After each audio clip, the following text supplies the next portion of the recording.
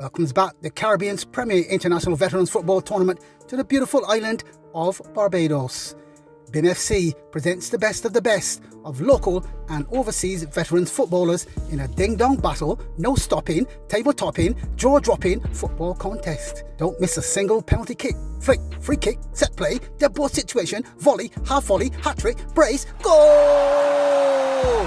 Follow us on Instagram at BIMFC246 or at Trevor Thorne Scores. On Facebook, visit Barbados Invitational Masters Football Classic and find us on our website at www.bdsmfc.org for all tournament details.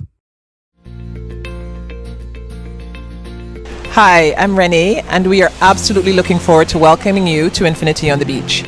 We offer staycations, and the reason people choose us is because we're located right in the heart of the Gap, within walking distance of everything, but when you come back to the hotel, you have your own respite. We are right on the beautiful Dover Beach, so we provide the perfect location for that mix of local excitement and entertainment and relaxing time on the beach. If you walk out of the hotel in either direction, left or right, you have a choice of restaurants, nightlife and amenities. So you never lack for anything to do. And when you come back to our property, you have a number of things you can choose from as well, including our beautiful Stefan's Beach Bar and Restaurant. The reason that many locals choose us, however, is because they say that when they come to stay with us, we make them feel like a tourist. And we're very, very proud of that fact.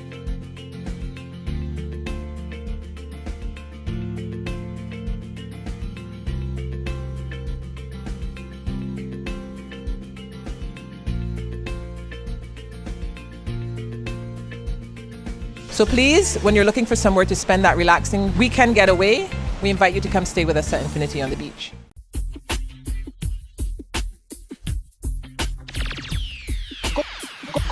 Goalkeeper Sports Bar, Licorice Village, Minot Hill, St. Michael, Barbados. Telephone number 427-3168. Mobile number 826-0137. Lunchtime, Monday to Saturday from 11 a.m. On Wednesdays, cow heel soup. Fridays, meal cuckoo. Saturday mornings, sauce. Friday night, karaoke starts at 8 p.m.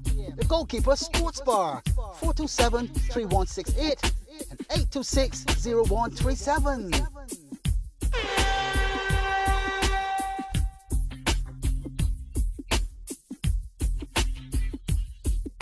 Stefan's Beach Bar and Restaurant, the hidden gem nestled in Infinity on the Beach Hotel in St. Lawrence Gap, is open.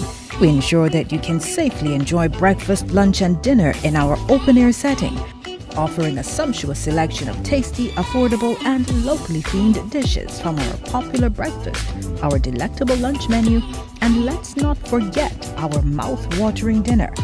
Stefan's Beach Bar and Restaurant, every day, every meal. Visit Ayers Meat Shop today for all your poultry, pork, beef, lamb, and fish needs. Located in the Aberdeen Jones Building, Gall Hill, Christchurch, you can purchase premium meat cuts specifically to suit your needs at unbeatable prices. You can also find us in the Glebe St. George and home delivery available island-wide. You can reach us at 256-2565 or 256-2629. Ayers Meat Shop.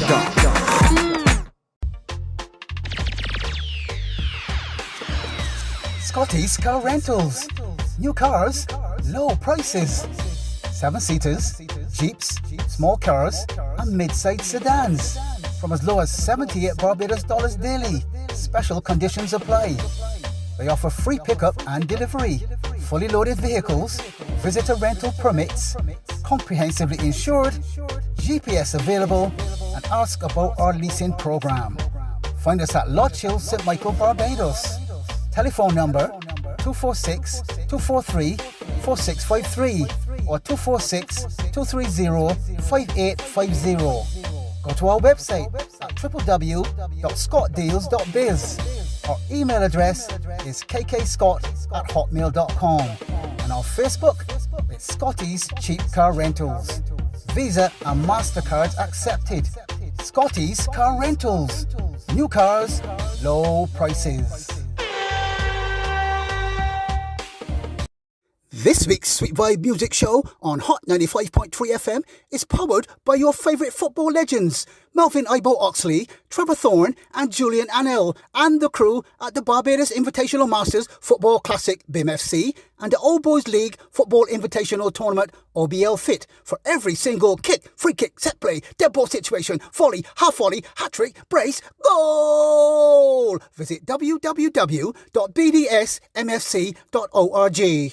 The Barbados Invitational Masters Football Classic BIMFC invites you to the Caribbean's premier international veterans football tournament on the beautiful island of Barbados. Combine sightseeing, sun, sea, sand, surf, and of course fabulous football. Weeks and weekend, Friday 26th through Monday 29th May 2023. Follow us on Instagram at BIMFC246 or at Trevor Thorne Scores. On Facebook, visit Barbados Invitational Masters Football Classic. Our YouTube channel is BIMFC Masters and find us on our website at www.bdsmfc.org for all tournament details. The Barbados Tourism Marketing Inc. BTMI, in association with Commentator Sports Incorporated CSI and the Barbados Invitational Masters Football Classic BIMFC, welcomes back the Caribbean's premier international veterans football tournament to the beautiful island of Barbados. BIMFC presents the best of local and overseas veterans footballers in a ding-dong battle, no-stopping, table-topping, jaw-dropping football contest. Don't miss a single penalty kick, flick, free kick, set play, dead ball situation, volley, half volley, hat-trick, brace, goal! Follow us on Instagram at BIMFC246 or at Trevor Thorne Scores. On Facebook, visit Barbados Invitational Masters Football Classic and find us on our website at www.bdsmfc.org for all tournament details. Hi, I'm Renee, and we are absolutely looking forward to welcoming you to Infinity on the Beach. We offer staycations, and the reason people choose us is because we're located right in the heart of the Gap, within walking distance of everything, but when you come back to the hotel, you have your own respite. We are right on the beautiful Dover Beach, so we provide the perfect location for that mix of local excitement and entertainment and relaxing time on the beach. If you walk out of the hotel in either direction, left or right, you have a choice of restaurants, nightlife and amenities. So you never lack for anything to do. And when you come back to our property, you have a number of things you can choose from as well, including our beautiful Stefan's Beach Bar and Restaurant. The reason that many locals choose us, however, is because they say that when they come to stay with us, we make them feel like a tourist. And we're very, very proud of that fact.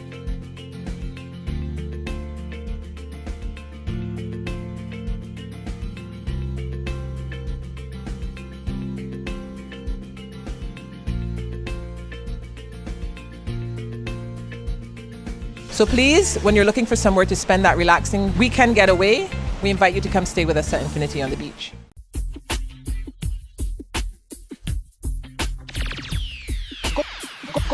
Goalkeeper Sports Bar, Licorice Village, Lord Hill, St Michael, Barbados. Telephone number 427-3168. Mobile number 826-0137. Lunchtime, Monday to Saturday from 11 a.m. On Wednesdays, cow heel soup. Fridays, meal cuckoo. Saturday mornings, sauce. Friday night, karaoke starts at 8 p.m.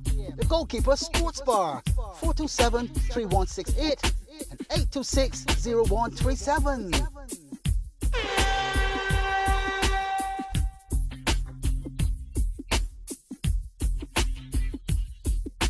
Seafans Beach Bar and Restaurant, the hidden gem nestled in Infinity on the Beach Hotel in St. Lawrence Gap, is open.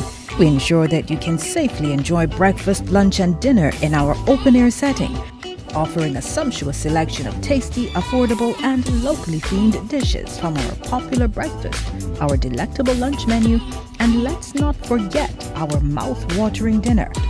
Seafans Beach Bar and Restaurant, every day, every meal. Visit Ayers Meat Shop today for all your poultry, pork, beef, lamb, and fish needs. Located in the Aberdeen Jones Building, Gall Hill, Christchurch, you can purchase premium meat cuts specifically to suit your needs at unbeatable prices. You can also find us in the Glebe St. George and home delivery available island-wide. You can reach us at 256-2565 or 256-2629. Ayers Meat Shop.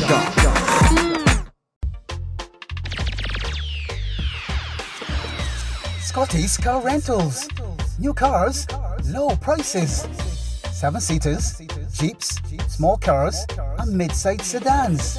From as low as 78 Barbados dollars daily. Special conditions apply. They offer free pickup and delivery. Fully loaded vehicles, visitor rental permits, comprehensively insured, GPS available, and ask about our leasing program. Find us at Lodge Hill, St. Michael, Barbados. Telephone number 246-243-4653 or 246-230-5850. Go to our website at www.scottdeals.biz. Our email address is kkscott@hotmail.com, and our Facebook is Scotty's Cheap Car Rentals. Visa and MasterCards accepted. Scotty's Car Rentals. New cars, low prices. This week's Sweet Vibe Music Show on Hot 95.3 FM is powered by your favourite football legends, Melvin Ibo Oxley, Trevor Thorne and Julian Annell, and the crew at the Barbados Invitational Masters Football Classic BIMFC and the Old Boys League Football Invitational Tournament OBL-FIT for every single kick, free kick, set play, dead ball situation, volley, half volley, hat-trick, brace, goal! Visit www.bdsmfc.org. The Barbados Invitational Masters Football Classic BIMFC invites you to the Caribbean's premier international veterans football tournament on the beautiful island of Barbados. Combined sightseeing, sun, sea, sand, surf, and of course fabulous football. Whitsun weekend, Friday 26th through Monday 29th May 2023. Follow us on Instagram at BIMFC246 or at Trevor Thorne Scores. On Facebook, visit Barbados Invitational Masters Football Classic.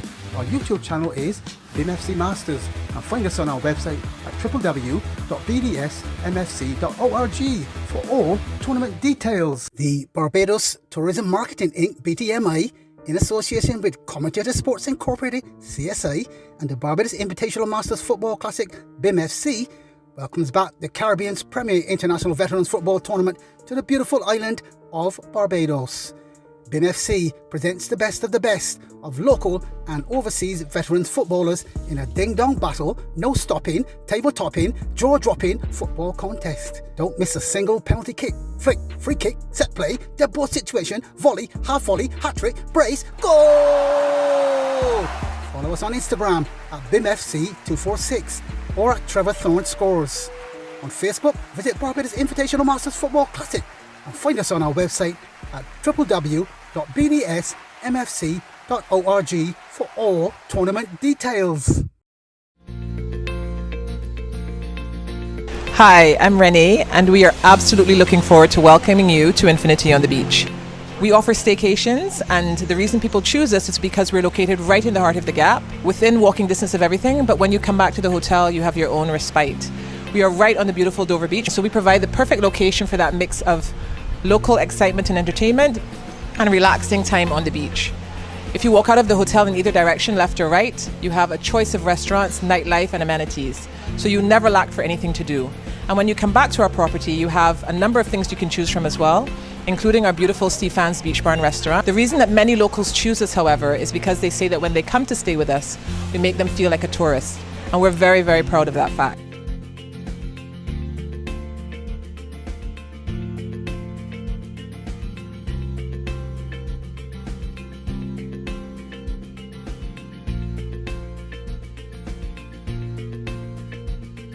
So please, when you're looking for somewhere to spend that relaxing weekend getaway, we invite you to come stay with us at Infinity on the Beach.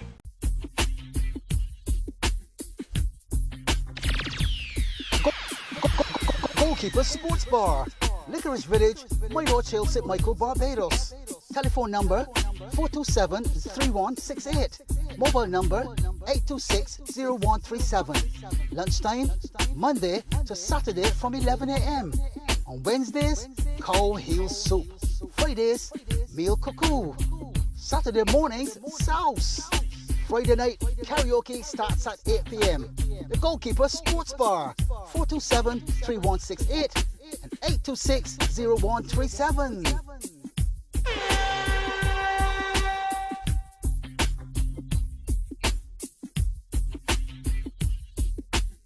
Seafans Beach Bar and Restaurant, the hidden gem, nestled in Infinity on the Beach Hotel in St. Lawrence Gap, is open. We ensure that you can safely enjoy breakfast, lunch and dinner in our open-air setting, offering a sumptuous selection of tasty, affordable and locally themed dishes from our popular breakfast, our delectable lunch menu, and let's not forget our mouth-watering dinner. Seafans Beach Bar and Restaurant. Every day, every meal. Visit Ayers Meat Shop today for all your poultry, pork, beef, lamb, and fish needs. Located in the Aberdeen Jones Building, Gall Hill, Christchurch, you can purchase premium meat cuts specifically to suit your needs at unbeatable prices. You can also find us in the Glebe St. George and home delivery available island-wide. You can reach us at 256-2565 or 256-2629. Ayers Meat Shop.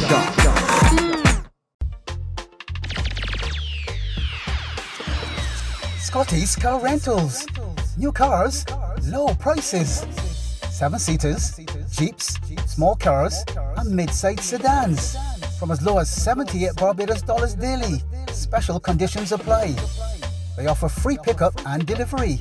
Fully loaded vehicles, visitor rental permits, comprehensively insured, GPS available, and ask about our leasing program. Find us at Lodge Hill, St. Michael, Barbados. Telephone number 246-243-4653 or 246-230-5850. Go to our website at www.scottdeals.biz. Our email address is kkscott@hotmail.com and our Facebook is Scotty's Cheap Car Rentals. Visa and MasterCards accepted. Scotty's Car Rentals. New cars, low prices. This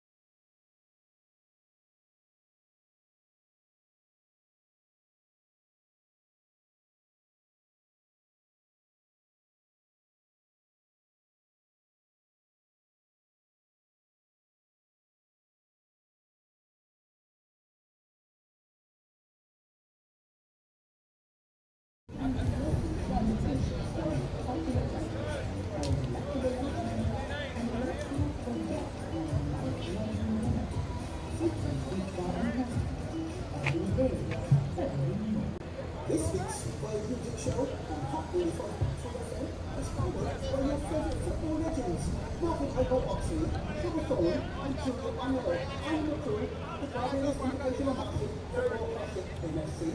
OBL-FIT Football Invitational Tournament, OBL-FIT.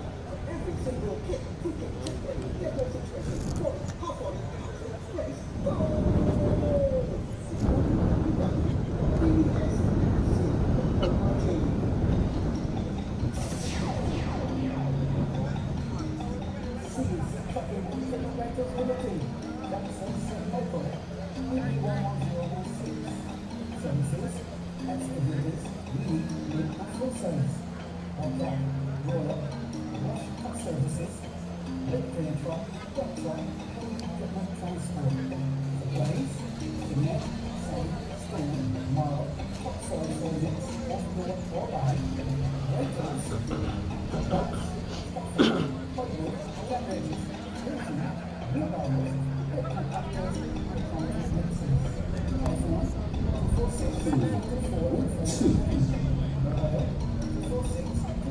seconds away.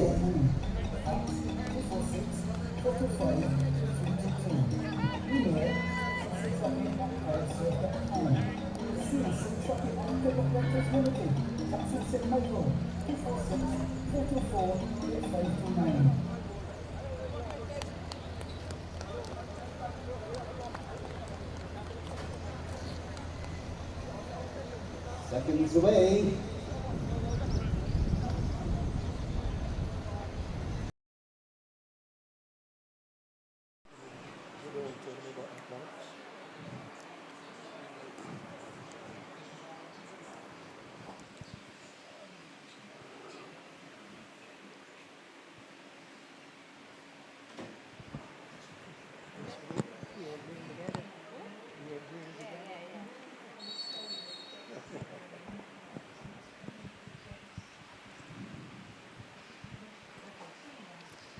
So pleasant evening to one and all.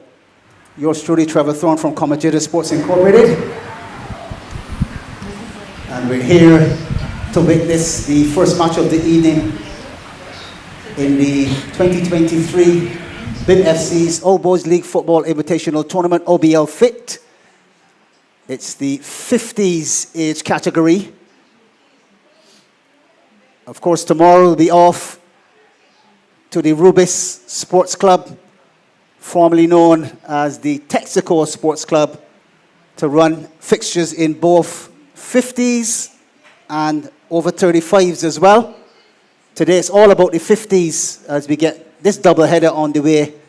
And at present, you're looking at a matchup between RxPro Vintage Masters, who are fourth in the table with 6 points, and the team that are second from bottom, that's the Carlton-Wanderers. ATP, Age to Perfection, is what ATP stands for. They're in 10th place, having played 3 matches. They've lost all 3 matches, and they've got a goal difference of -7. So they're going to need some goals this evening. They've chosen a good matchup. However, RxPro Vintage Masters can let in a goal or 2, as they've done so far. They've let in 2 so far.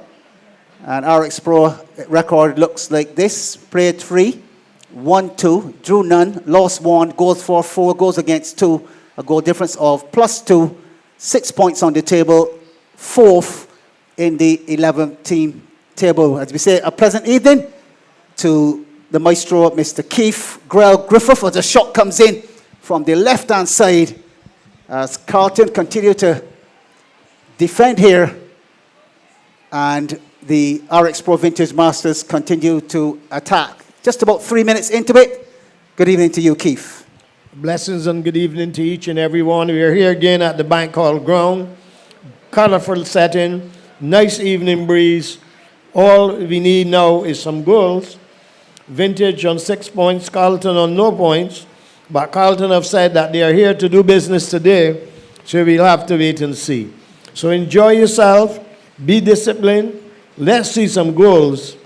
Vintage 0, Carlton 0. So as we get to those starting lineups, we will see that the RxPro Vintage Masters go with number 1, Basil Griffith in bars. on the left-hand side of the field if you're watching it on from the pavilion end, of course, and of course on our YouTube stream, BIMFC Masters. Basil Griffith in the orange jersey this evening, a peak cap, black shorts and blue socks. He has a back four consisting of Landry Joseph, the number 22, Victor Braffett 4, Larry Allen, number 7, and of course Lyndon Lashley, number 29 on the right-hand side. In the middle of the midfield, Andy Benskin, 27, Peter Samuels as the Carlton goalkeeper. Gary Allen is wearing what looks like an England replica jersey.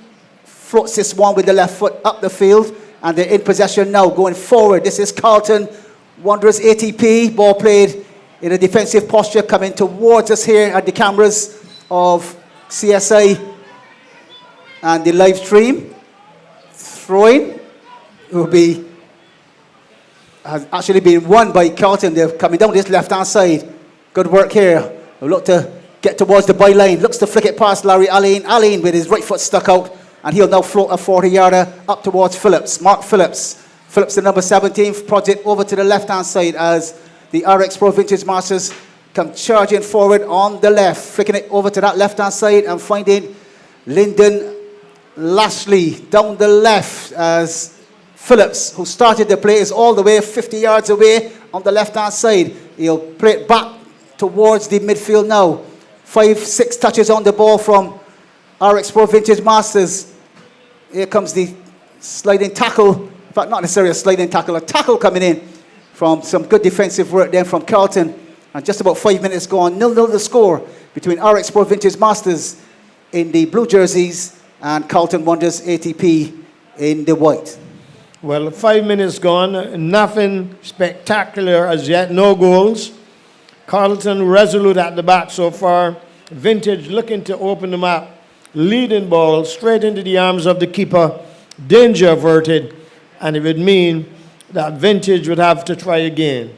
Carlton, 0. Vintage, 0. 6 minutes gone here at the Empire Ground. Remember, you're not going anywhere when this one is over. It is a big matchup between home-based Empire Masters and table leaders Trent, slated for 5. 6.5, in fact 6 on our clocks here. And the RxPro Vintage continue to press down the left-hand side for them, which is Carlton's right. Carlton very strong on that right-hand side. We'll look to put together a couple of passes here now. They've given it up, and in comes the Carlton team again. Nice little party pass. They're knitting it nicely here and there. Still not able to make much headway. Out comes the keeper and the ball over the touchline.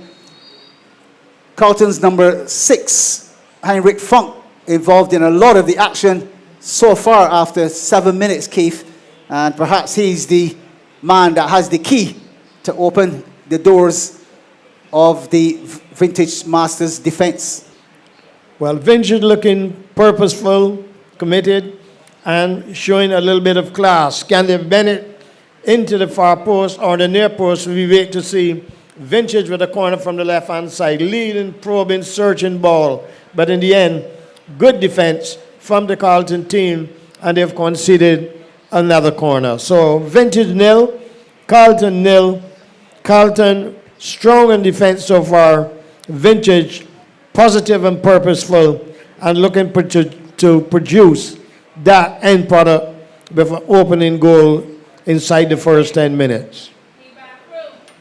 So another successive corner from the Vintage lads. They're really putting the pressure on in here. Phillips with the penalty spot ball and an attacking header sliding off the forehead on this occasion as the ATP team get going down this left-hand side. Ball into Charles Joseph. Joseph back to Hutchinson. And the triangle completed. Joseph in possession on the touchline. This is good stuff from the ATP team. Pass one with Heinrich Funk. Funk will play the leading ball down the left-hand side. Cut out by Aline. Drives a 40-yarder over to the left-hand side. And RxPro take possession of it with just about 8 minutes on our clocks here. at Commentator Sports Incorporated. Well, when you speak about Hutchinson, sometimes you can change the name from Carlton to the Hutchinsons. Lots of Hutchinsons have played for Carlton over the years. Players like John Chandler, Paul Robson, Mike Evelyn. Those players bring back memories. Top goalkeeper, Dr. Bill Snow. But surely, so far, Carlton, with 9 minutes gone, have defended very, very well. And Vintage, the need to create a little more room down the flanks and probably try to get into the defense of the Carlton team. Carlton 0, Vintage 0, 9 minutes gone. So as RxPro Vintage come forward, ball into the inside left channel, puts it through the space, and keeper Gary Allen says, I have it covered. Ball trickles over the Carlton goal line on the outside of that right goal bar, and a goal kick taken short as Carlton look again to put together what is considered to be a characteristic short passing game. Ball robbed, chance for RxPro Vintage Masters towards the edge of that 18-yard box. They're using the short pass here, Keith, to try to dismantle this defense because the long passes are not working. Right foot shot, that one last seen going towards the Carrington residence. As we say, good evening to our resident photographer, Pedro Agard, Doc Photography. Surely, Trevor, so far, if you came into the game, you would think that the Vintage team are in the lead because the ball has scarcely passed the half line. But it is all about good defensive organization from the Carlton team. They're making their first substitution. Carlton 0, Vintage Masters 0. So on steps, John Howard, wearing the number 33 for the Carlton-Wanderers ATP team. So he'll bolster what looks like a back four at this point in time. And Carlton with the possession on the right this time. 11 into the display this evening as the fans are locked and loaded onto the YouTube channel. We can see you, and I'm sure you can see us as well. As you say, a pleasant evening to those around the region.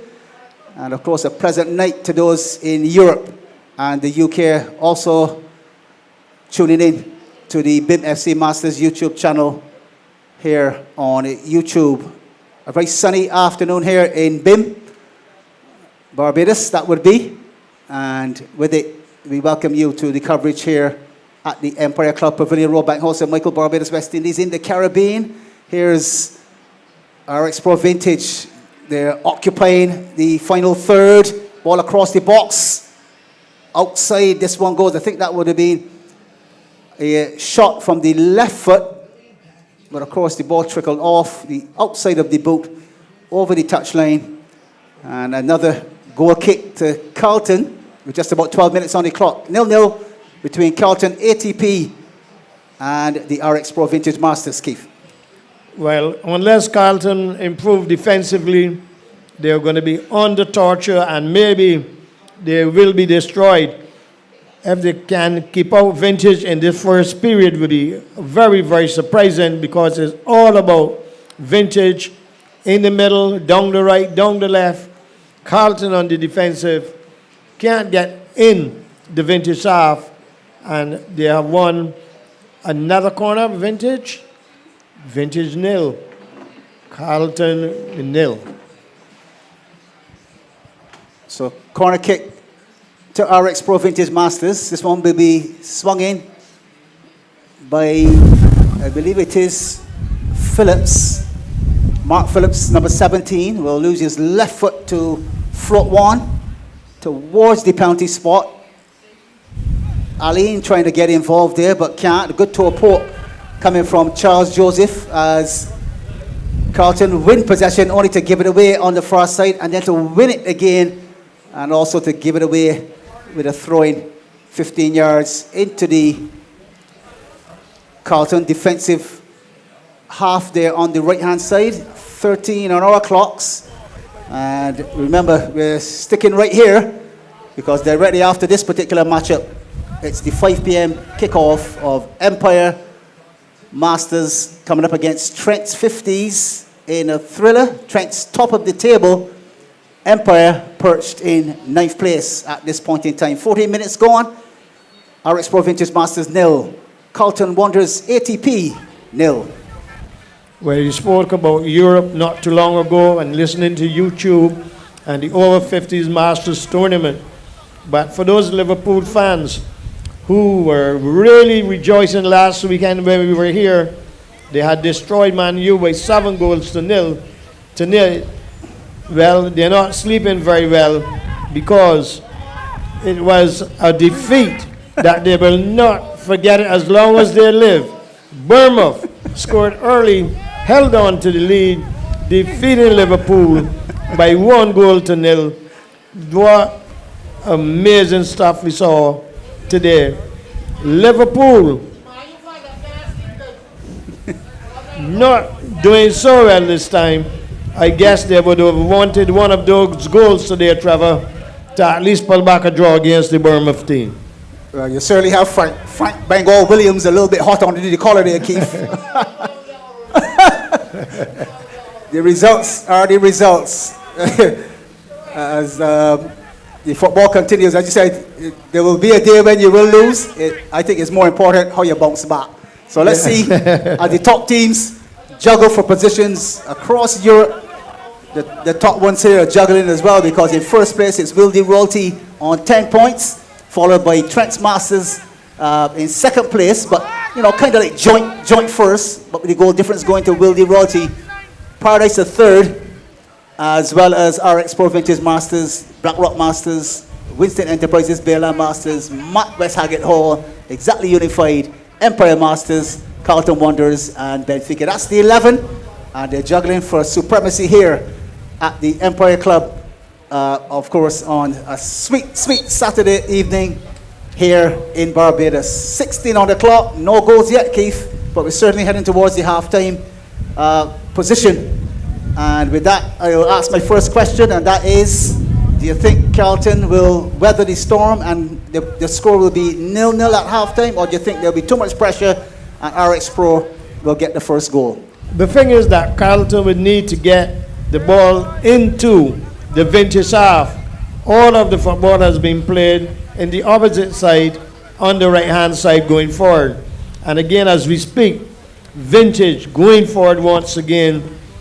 Carlton under pressure throughout this game, and unless they could improve in the second half and the remainder of the first half, they could easily come under the cosh.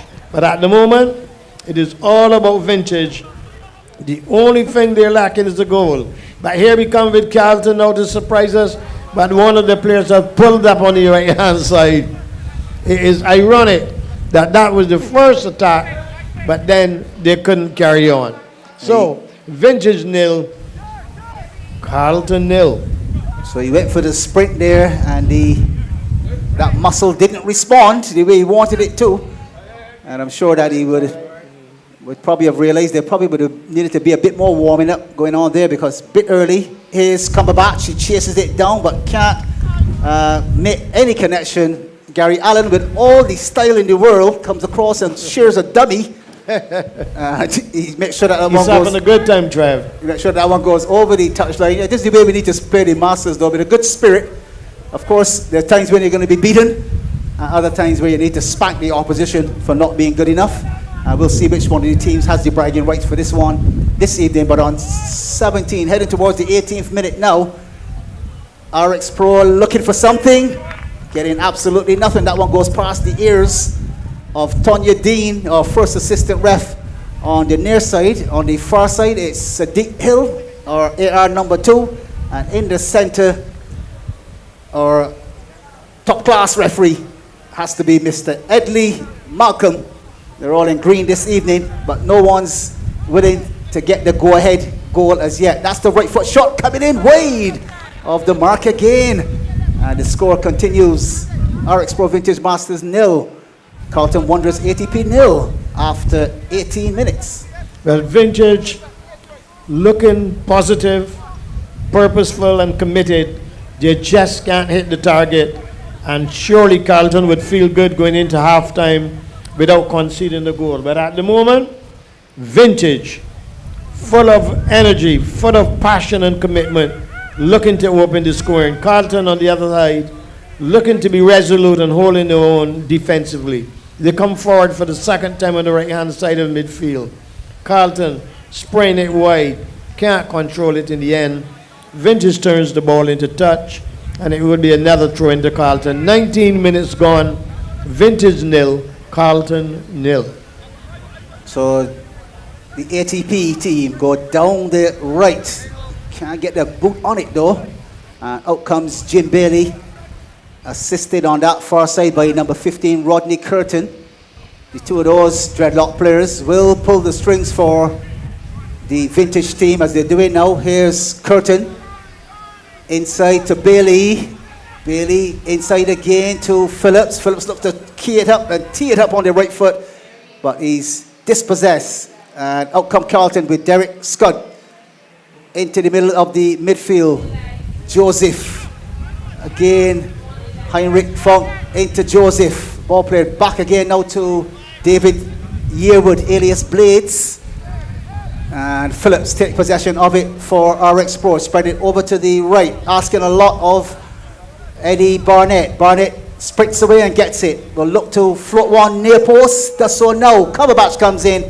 But before Cumberbatch could get his boot on it, the little 1-2 played between Yearwood and Hutchinson. Yearwood again holding off the defender, twisting and turning, leaving his man for dead twice.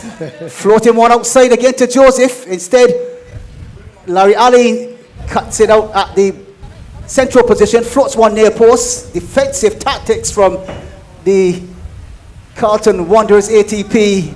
And for the umpteenth time, Keith, they're pressing, but Carlton-Wanderers ATP resolute as could be. The score remains 0-0. It's a corner kick to RxPro Vintage Masters, but again, yes, 0-0 between RxPro Vintage Masters and Carlton-Wanderers ATP. Another corner to Vintage again, this time from the right-hand side. They have dominated the possession of the ball, and they would have to be careful because if Carlton could hold on to half-time, they could come back in the second half, refreshed and rejuvenated. So, Vintage with another corner from the right side. So they'll use the dummy and then go for a near post ball instead. And the ball trickling off the RxPro Vintage Masters. Number 4, Victor Braffett, coming out from his defensive duties at left centre back. Tried the volley, comes off the wrong end of the boot. And Carlton will look to come out of their defence now. Bailey all the way back as the Vintage Pro go into that inside right position. Again, Barnett tried to put it across the box. The right foot shot this time coming in again. Here's Stewart. Clearance made this time by Scott. In towards Armstrong, I make that. And he will usher this one over the touchline. He's under some pressure there. But of course, looking to pick his pocket would have been Adrian Cumberbatch, but he did it. He did have the foot through the space, but the ball made its way over the goal line for a Carlton ATP goal kick. I'm going to tell you, Keith, that this looks as though, put my neck on the line now, I think they'll go in at half-time, perhaps 0-0. Let's see what happens here now. Down the right, Yearwood with the clearance. He is successful in putting it 10 yards away, but it goes over the goal line as well at the same time. So Cumberbatch, Adrian Cumberbatch will take hold of this one. And I made that 7 corner kicks so far. Still no result, but they do have the possession. Here is Samuels, I believe it is, on the ball. He checks left, checks right, finds Aline.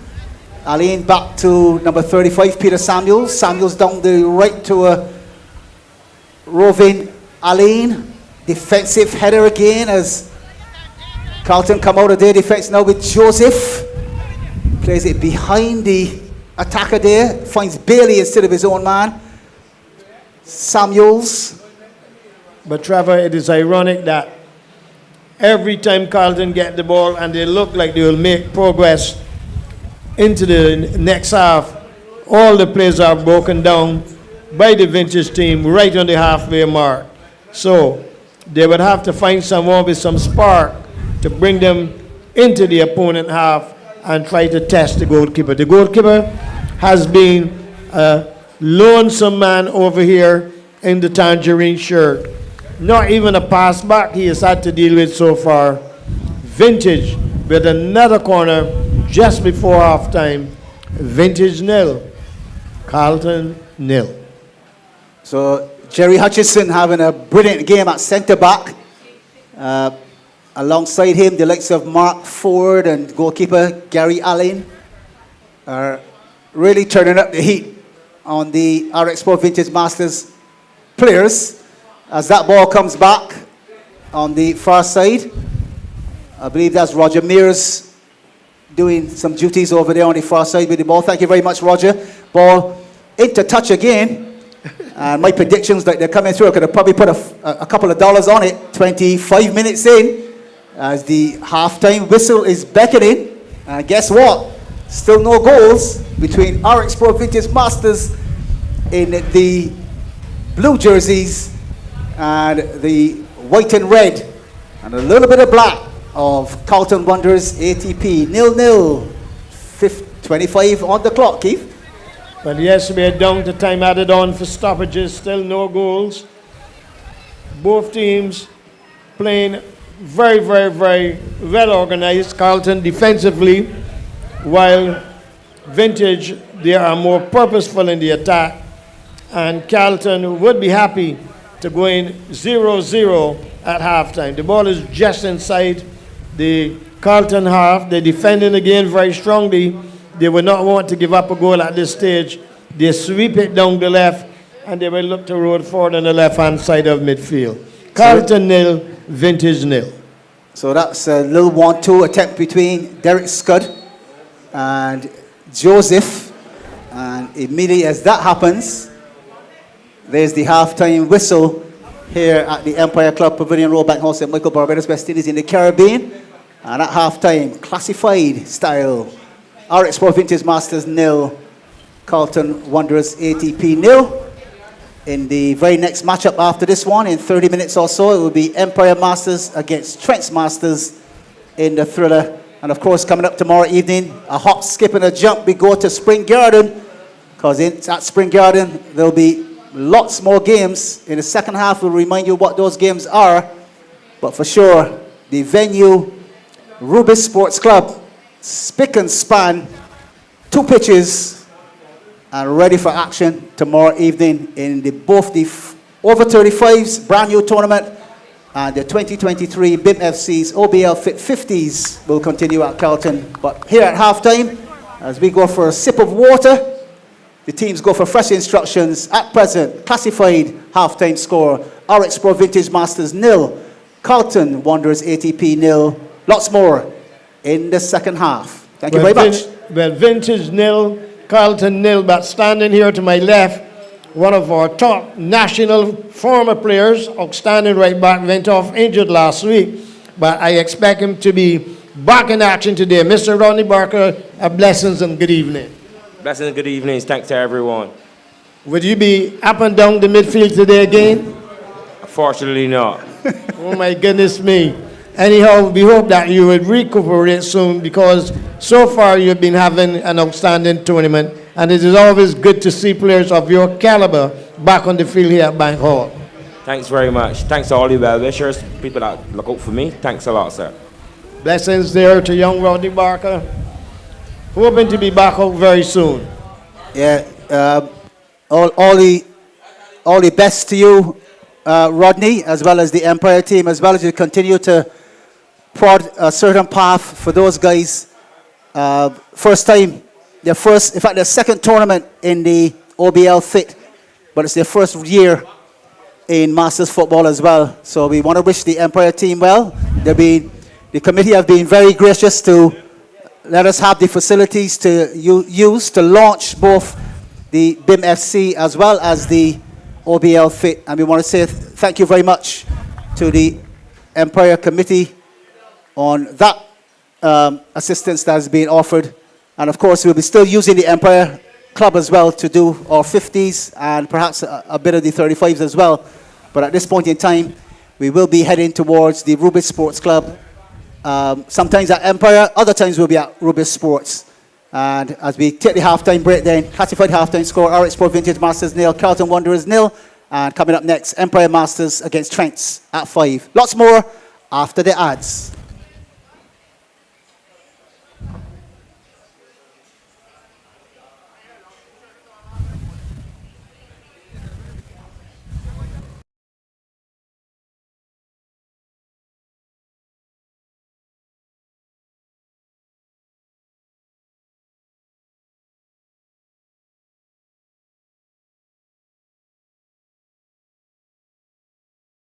Barbados Tourism Marketing Inc. BTMI, in association with Commentator Sports Incorporated CSI and the Barbados Invitational Masters Football Classic BIMFC, welcomes back the Caribbean's premier international veterans football tournament to the beautiful island of Barbados.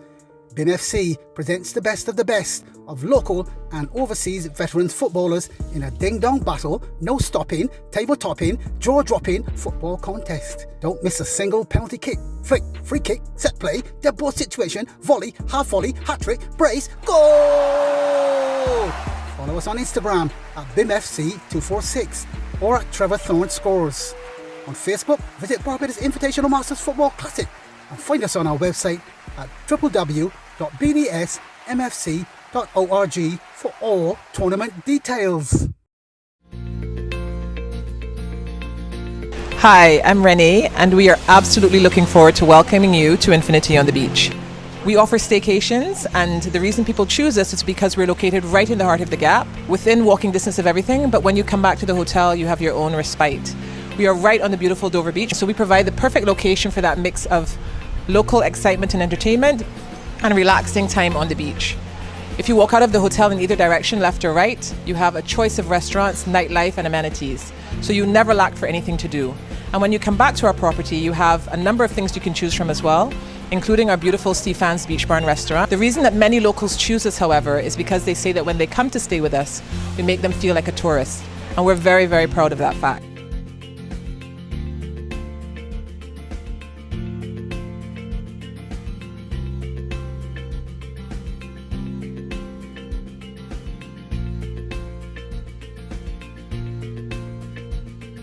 So please, when you're looking for somewhere to spend that relaxing weekend getaway, we invite you to come stay with us at Infinity on the Beach.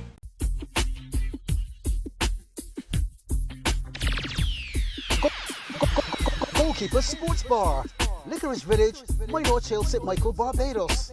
Telephone number 427-3168. Mobile number 826-0137. Lunchtime, Monday to Saturday from 11 a.m. On Wednesdays, cow heel soup. Fridays, meal cuckoo. Saturday mornings, sauce. Friday night, karaoke starts at 8 p.m. The Goalkeeper Sports Bar, 427-3168 and 826-0137.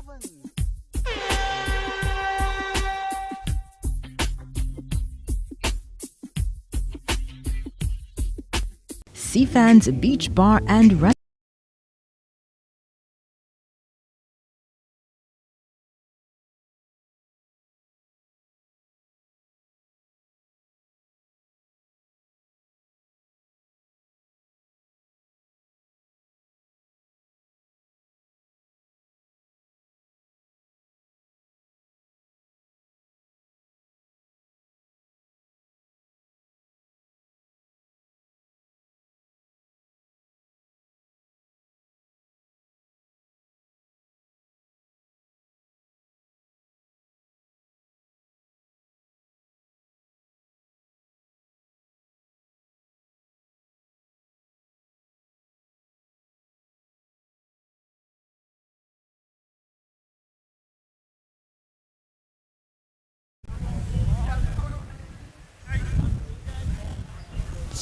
All action again here as we welcome you back to the Empire Club Pavilion, Royal Bank House at Michael, Barbados, West Indies in the Caribbean. Yours truly, Trevor Thorne from Commentator Sports Incorporated. Clock set at 25 and a piece now. And the teams have switched sides. It's RxPro Vintage Masters up against Carlton-Wanderers ATP. The RxPro Vintage Masters in the blue jerseys, very dark blue shorts and blue socks, kicking from left to right. And Carlton-Wanderers ATP coming in the opposite direction, kicking from right to left in their white jerseys, black shorts, and mostly black socks. I make it here. We're just about 26 and a piece on the clock. Current score, RxPro Vintage Masters 0, Carlton-Wanderers ATP 0. The first of a doubleheader. The second matchup is Empire Masters coming up against Trent's Masters. It's St. Michael in the central position of Bank Hall up against the west side, the best of the west in Trent's Masters. Referee Edley Markham, he couldn't keep his feet off of it, and he's going to need to give a drop ball, or it's a drop ball. That's the rules. Those are the new rules. Yep, it's not on the surface. Just read your rules. Drop ball to the team that last had it when referee Malcolm intercepted like a good central midfielder that he is. Heading towards the 30th or so minutes in this one as the left-sided clearance made. Another bite at the cherry. And in steps Derek Scott to filter it back to his left back in number 18, Hutchinson. Ball down the RxPro Vintage right with the cut back to Eddie Barnett. 2 drags. Leaves his man for dead. Ball floated across the area. Good defensive work again from the Carlton ATP team.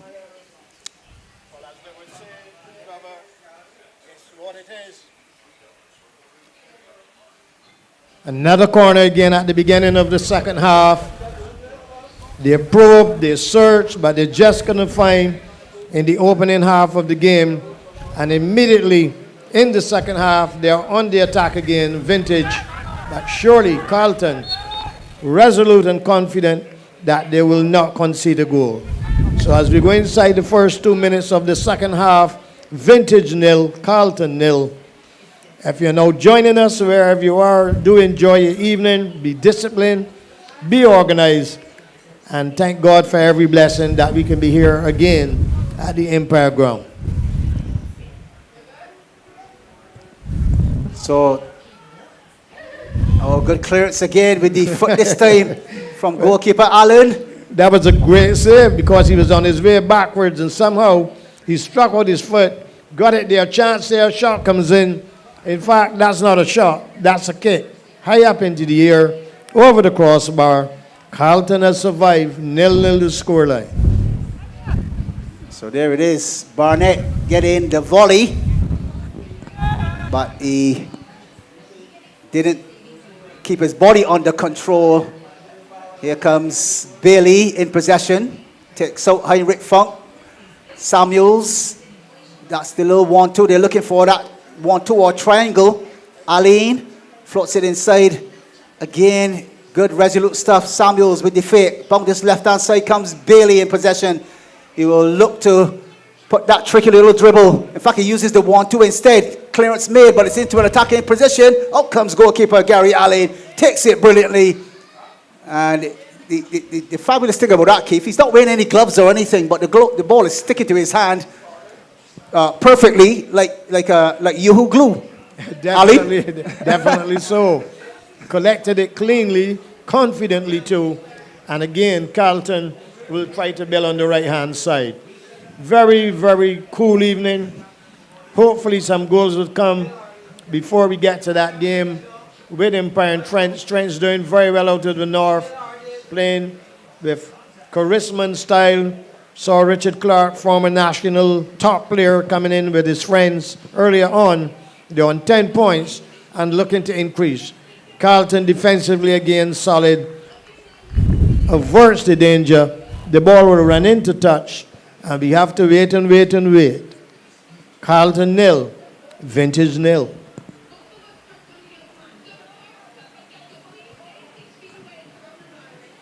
So as we clip into that 32nd minute or thereabout, Larry Allen stealing that ball away, floating one across.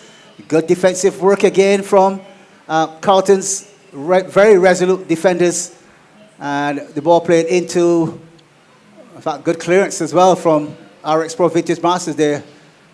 Didn't think you'd be saying so quite often, but every time the breakaway occurs. But Trevor, if you notice, as they played the ball forward, only one Carlton player was over in that half. The others just could not get out of the defense. And here we go again with Vintage. It would be surprising shot comes in. That is a piece of cake for the goalkeeper. Collects it cleanly, averts the danger, and they will have to try once again. Vintage 0, Carlton 0. All about Vintage, but Carlton will be happy and contented so far. The ball now with Carlton. Lovely ball down the right-hand side of midfield. Can he control it? It runs away down the pitch. Into touch. Carlton 0, Vintage 0. So ball played back to Sean Maloney on this occasion. He uses some style and flair to flick it off the defender and get a throw in into Heinrich Funk. That's again Maloney fights back for it. That's good spirit from the Carlton-Wanderers ATP team. They may be under a bit of pressure, but we are seeing them fight 50-50 for this one. Here's Stewart. We'll look to float one into the space. This time around finding Curtin with the right foot. Shoots and saved again by Allen. Allen with the clearance, and Allen turning in to be a real hero here for the ATP team. Anything that comes at him, he's able to be in the right place at the right time, Keith, with his legs, with his arms, with his whole body. The only thing they haven't seen him do is head a ball, but so far they've kept the Vintage Masters at bay, and current score remains on 35 minutes. RxPro Vintage Masters 0, Carlton-Wanderers ATP 0. That was a brilliant double save from him. He was in good position. He read the script. Shot came in, well directed on target, but he was brilliant, and so far he has been the outstanding player for Carlton. Vintage will need to use some magic to get past him this evening, but surely he has been in mercurial form, saving shot after shot and denying the Vintage team. So Vintage 0, Carlton 0. So just about clipping past that 35th minute here as RxPro pick it up on the right-hand side at the right back position. Here we go, finding Rodney Curtin. Nice little 1-2. Nice slow methodical build-up in towards Peter Samuels. Has it under the boot for 1 second, then drags it out. Plays the leading ball to Eddie Barnett. The ball flicking up onto the hand of the Carlton man there. Just outside the box we make it. Another indicator that it isn't a penalty is because the assistant ref on the far side, Hill, didn't run towards the penalty area. That would have shown that he would have seen a handball inside the box. He stood his ground. As we say, good evening to Adrian A.A. Davis. Yes, sir. Thank you very much for choosing the BIMFC's OBL-FIT. And John Stewart on 19 yards on the far right. We'll look to put this one on target, I believe, as the box is congested. One way to score with the float it. This is a good defensive header. This time from John Howard, climbing above everyone else. Howard is taller than anyone else on the field. He's like 6'4". That was a very, very good header. Here we go again with Vintage. Good defensive work by Carlton once again. Shot comes in. The keeper reads the script well, and the ball goes past the outright. But that was good defensive work there with Carlton. Now that he has come on in the defense, 6'2", Torn. Yeah, definitely so. 6'2" and using every single inch of it to reach that ball and keep it from going in. For some strange reason, Gary Allen wasn't anywhere nearby. And therefore, good communication between John Howard and the rest of the defenders. Says, I have it. As he rose highest and made the clearance. They scored 0-0, and here comes the RxPro Vintage Masters down the left this time. In fact, down the Carlton left, which is their right-hand side. And again, they're under pressure to get the ball across. Again, the ball over the touchline. And Carlton breathing a little bit easier, as I wouldn't say they can see the finish line yet. Still a number of minutes here to keep the RxPro Vintage Masters at bay. But at present, it's 50-50, 0-0 the score between RxPro Vintage Masters and Carlton-Wanderers ATP. Well, they would need something mercurial and magical to get this opening goal this evening. They have done almost everything right, but they just can't get the ball into the back of the nets. They will try again down the right side, swings it across the area. Carlton back to defend again. Carlton, the big, tall, strapping defender, just there.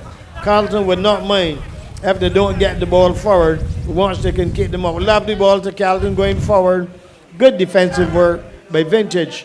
0-0 the scoreline. Vintage going forward just there on the halfway line. Again, a clearance made by the Carlton lads this time around. They've given up possession on the far side. Ball floated in. Good defensive work again. Carlton seem to have had Vintage very, very frustrated, Trev.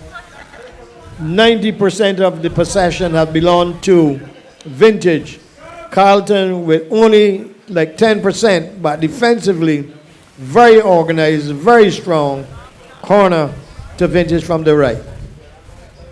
So Reggie King coming on and playing an integral part in this defense. Ball floated across the top. It's over the touchline.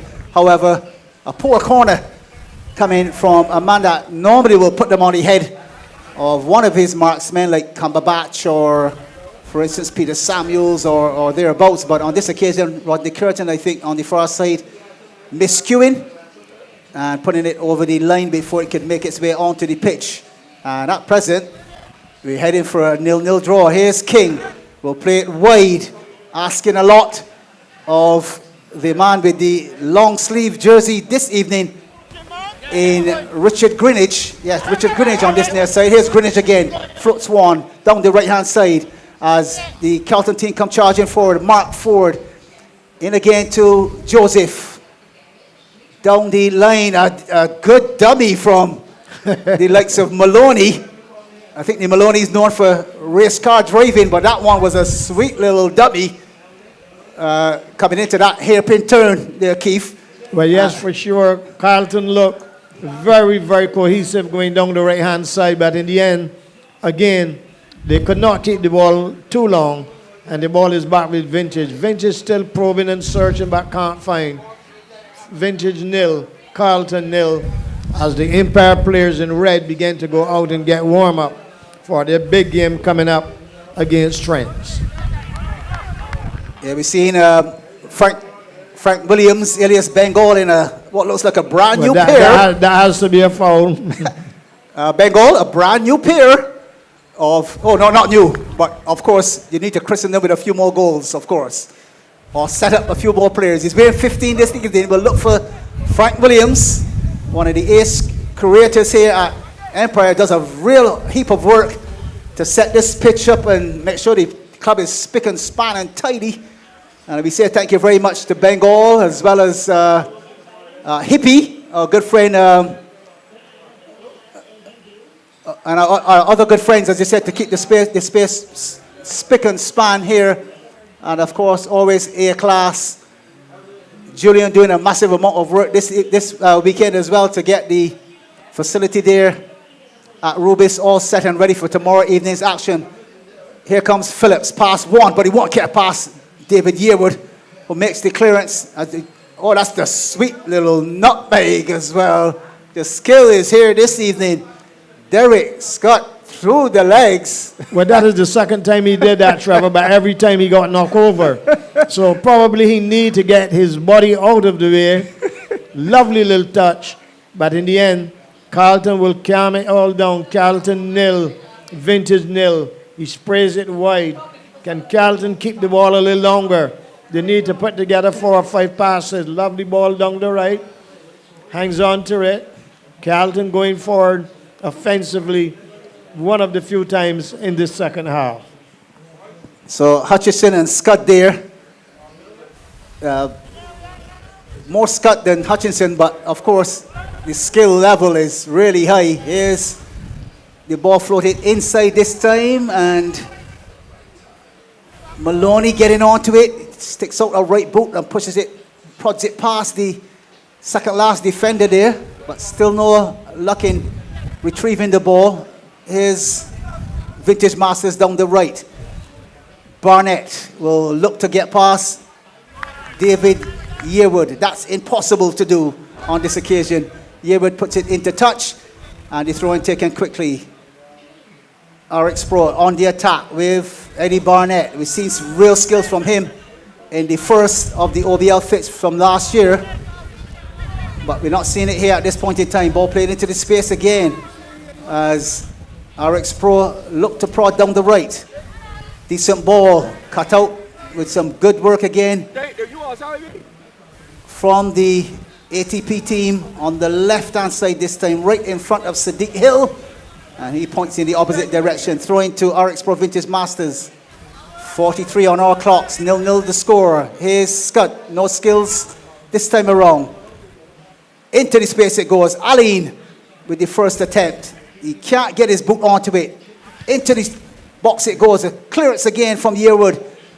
Pressure on, but still they won't wilt. Onto the right foot, cuts past one. Second pass, his second player as well. Still no openings. Down the Carlton left. In towards Larry Allen. Left foot shot. And ball last seen headed towards Charmaine's residence. Not into the back of the net. 44 on the clock. Carlton with all the applause in the world from the defense there. And on 44 minutes. Well, you have to give Carlton lots of credit. The ball was in and around the penalty area for the last 5 minutes, but somehow Carlton survived. We are just about 7 minutes away from the end. Carlton nil. Vintage coming forward again in blue, looking to get a shot in. Carlton nil. Vintage nil. This must be the opportunity for Vintage to pull something out of the bag. They have a throw in on the left-hand side. Is this young Strawn who is running down here on the left? No, definitely not. This is now Mark Phillips. Strawn not in the game at this point here, Keith, but the ball played into touch and just past our microphones there, Jerry. We hope the insurance is up on those mics because that ball passed really close to the microphone. A left foot attempt.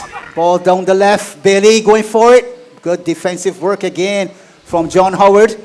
Hopefully he's okay. I think he got a little clip on the instep there, but Howard still willing to fight on. Defender, Trevor. He's really a massive defender. So a corner kick to RxPro Vintage Masters. Remember in the blue jerseys this evening, kicking from right to left, ball floated in. That's the defensive tactic. The keeper down flat on his face, and he's back up in a minute, I hope. Not sure the referee has seen it. Yes, he's back up. But we know with the concussion protocols in place, the ref might need to take a look at the keeper on this occasion because he didn't land in the best of ways. Shot coming in, clearance made. And if he needs assistance, I believe he will have to go down in order to receive that assistance from the referee and his medic. But at present, he's still battling on. That's our Carlton-Wanderers ATP keeper in Gary Allen. He hasn't gone down on his knees, so therefore I guess he's going to continue. Ball into the box. Ball falls nicely and into the arms. Easy pickings for the keeper again. Of Allen again. He is having a joyous time here at Impact. So he'll He'll take his time about it and he'll float one. Yeah, he strokes it nicely with that left foot. 55 yards, a willing runner in Charles Joseph, but the ball all the way back to Basil Griffith in the RxPro Vintage Masters goal. 47 on our clocks. We know we're going to be heading for the full-time whistle in a few minutes' time, and therefore it'll be amazing if it remains 0-0, but of course Carlton making sure that there's no openings. Ball falls to Barnett with the chip.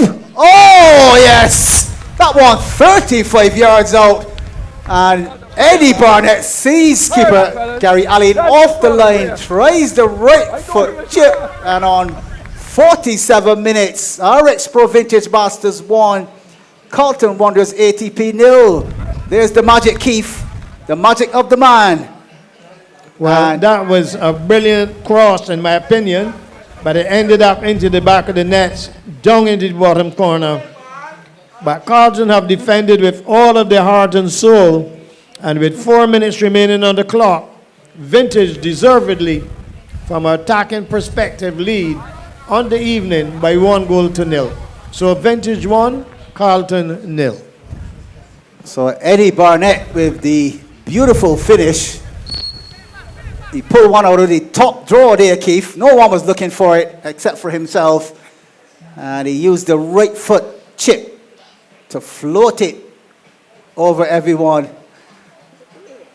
Well, that is true. A brilliant taken shot.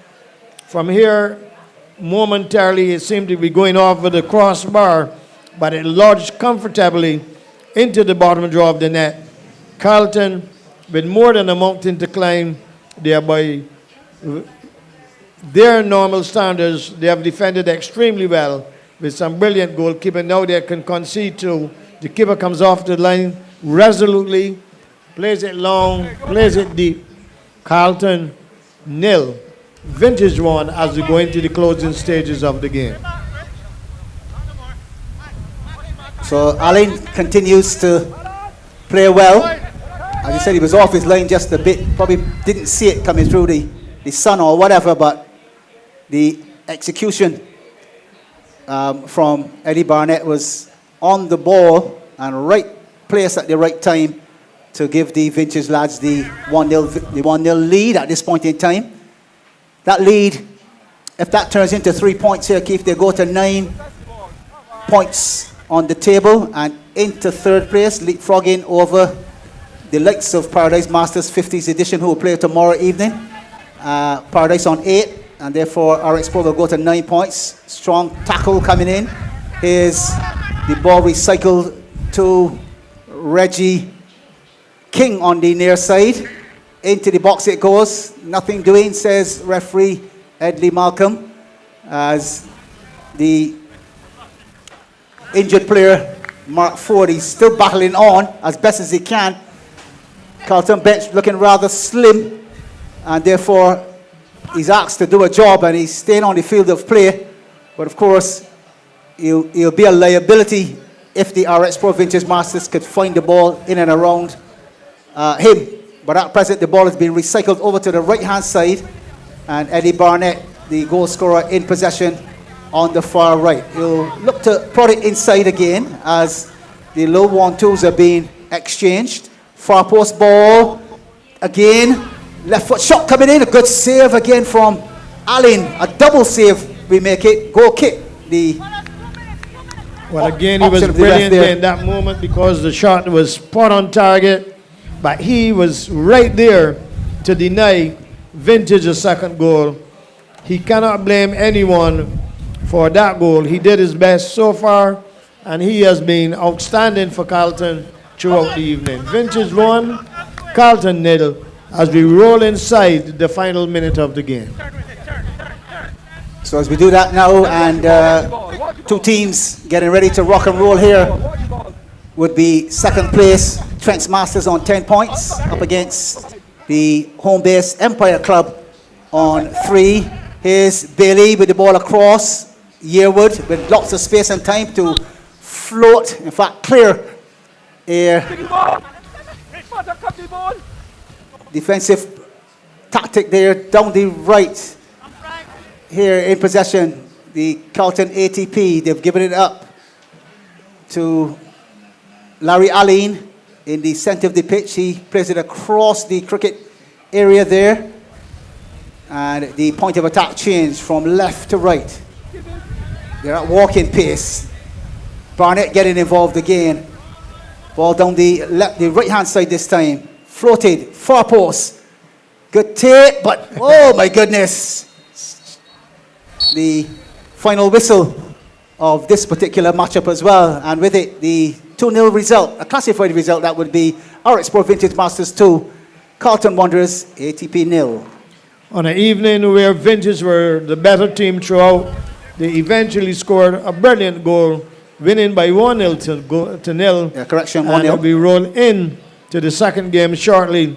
Vintage 1, Carlton 0. So that second game, the one you'll all be waiting for as well, Empire Masters coming up against Trent in a 5 p.m. or thereabout kickoff. And remember, tomorrow, with a hop, skip, and a jump, we head right down to the Rubis Sports Club on Spring Garden, formerly the Texaco Sports Club, where all the matches within the 80s and 90s were played, all the big matches between Carlton and the Texaco facility, now known as the Rubis Sports Club. We'll be heading there tomorrow with 6 big matches, of course, coming up tomorrow afternoon as well. But of course, today, it's all about the 50s here at the Empire Club. Tomorrow afternoon, let's just give you those quick ones, a quick roundup of those. Tomorrow afternoon in the over 35s tournament at 3, Deacons FC versus Mavericks. At 4, Carlton ATP coming up against Dighton Griffith All Scholars. And at 5, Allen School All Scholars will have a matchup against All Away FC in that the 5 p.m. match. That's on one side of the field. On the other side of the field at the Rubis Sports Club, it will be West Haggett Hall versus Wildy Royalty at 3. Paradise Masters 50th edition taking on Benfica at 4. And Blackrock Masters, the home-based team, will come up against Exactly Unified at 5. Winston Enterprises Bailout Masters with a bye this evening, so they'll come back very strong next week. But up next, the very big matchup between Empire Club and second place, the best from the West, Trent's Masters, of course. Lots more from us within a couple of minutes' time. But of course, we go to those advertisements from our sponsors and from the BIMFC committee. We want to say thank you very much to those sponsors for backing us one more time. And we ask for you to stay with us for the 26th to the 29th of May's BIMFC, the Barbados Invitational Masters Football Classic, right here on the beautiful island of Barbados. See you for kickoff in a few minutes' time. Thank you very much.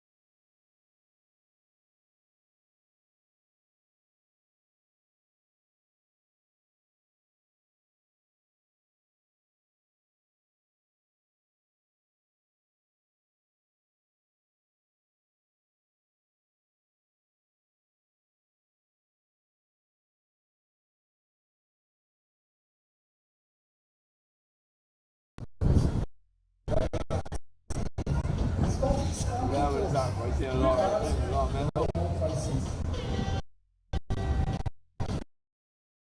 can reach us at 256-2565 or 256-2629. Ears Meat Shop.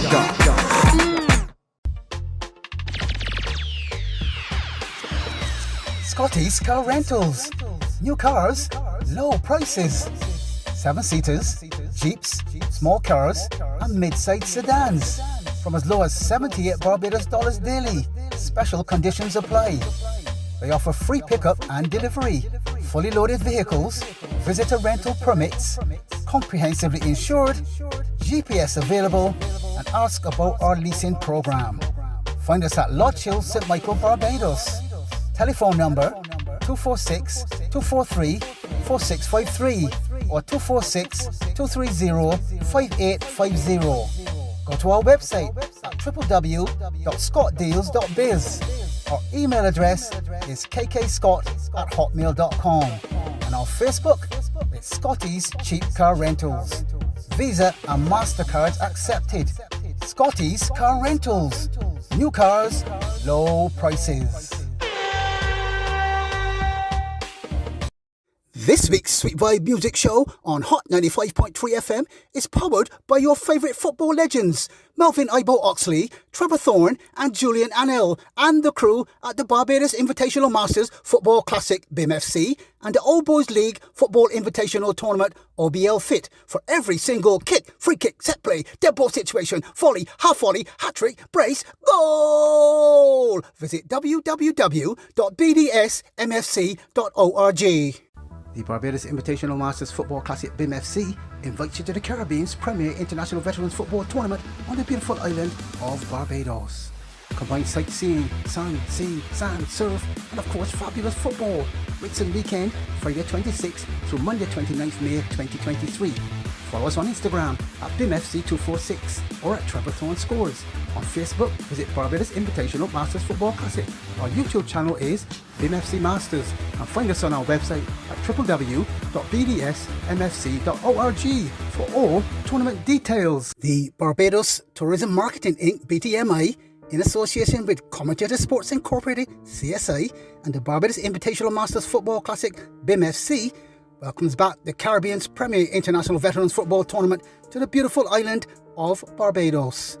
BIMFC presents the best of local and overseas veterans footballers in a ding-dong battle, no stopping, table topping, jaw dropping football contest. Don't miss a single penalty kick, flick, free kick, set play, dead ball situation, volley, half volley, hat-trick, brace, goal!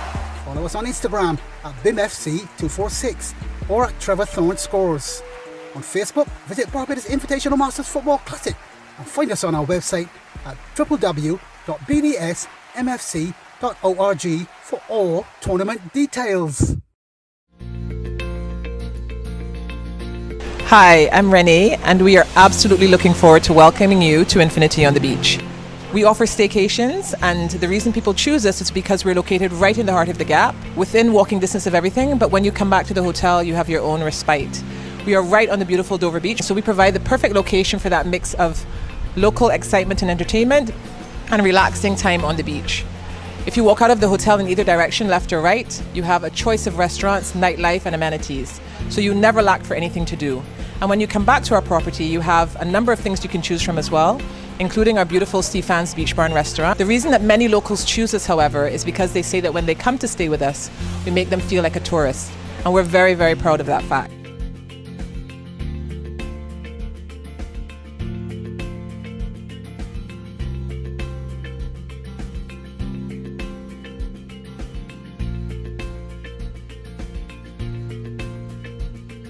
So please, when you're looking for somewhere to spend that relaxing weekend getaway, we invite you to come stay with us at Infinity on the Beach.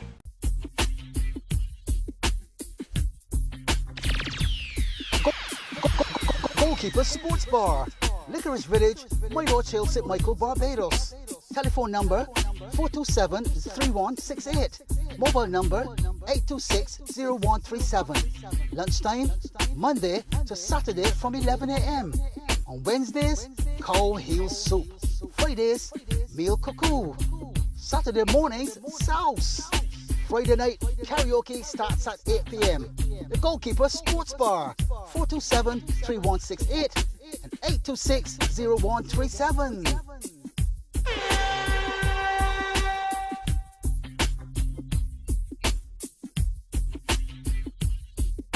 Seafans Beach Bar and Restaurant, the hidden gem, nestled in Infinity on the Beach Hotel in St. Lawrence Gap, is open. We ensure that you can safely enjoy breakfast, lunch and dinner in our open-air setting, offering a sumptuous selection of tasty, affordable and locally themed dishes from our popular breakfast, our delectable lunch menu, and let's not forget our mouth-watering dinner. Seafans Beach Bar and Restaurant, every day, every meal. Visit Ayers Meat Shop today for all your poultry, pork, beef, lamb, and fish needs. Located in the Aberdeen Jones Building, Gall Hill, Christchurch, you can purchase premium meat cuts specifically to suit your needs at unbeatable prices. You can also find us in the Glebe St. George and home delivery available island-wide. You can reach us at 256-2565 or 256-2629. Ayers Meat Shop.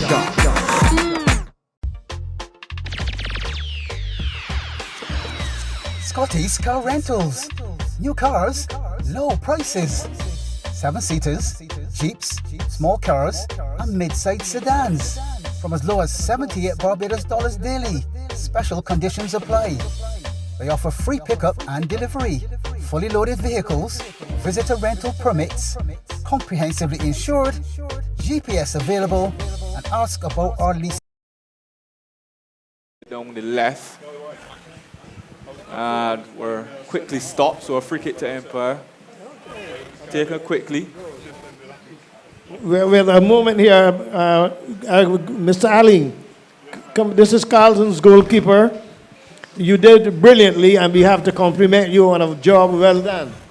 Thank you, I really appreciate that. I think it was a fantastic team effort. Everybody worked so hard, but we're a bit unfortunate to lose to a cross.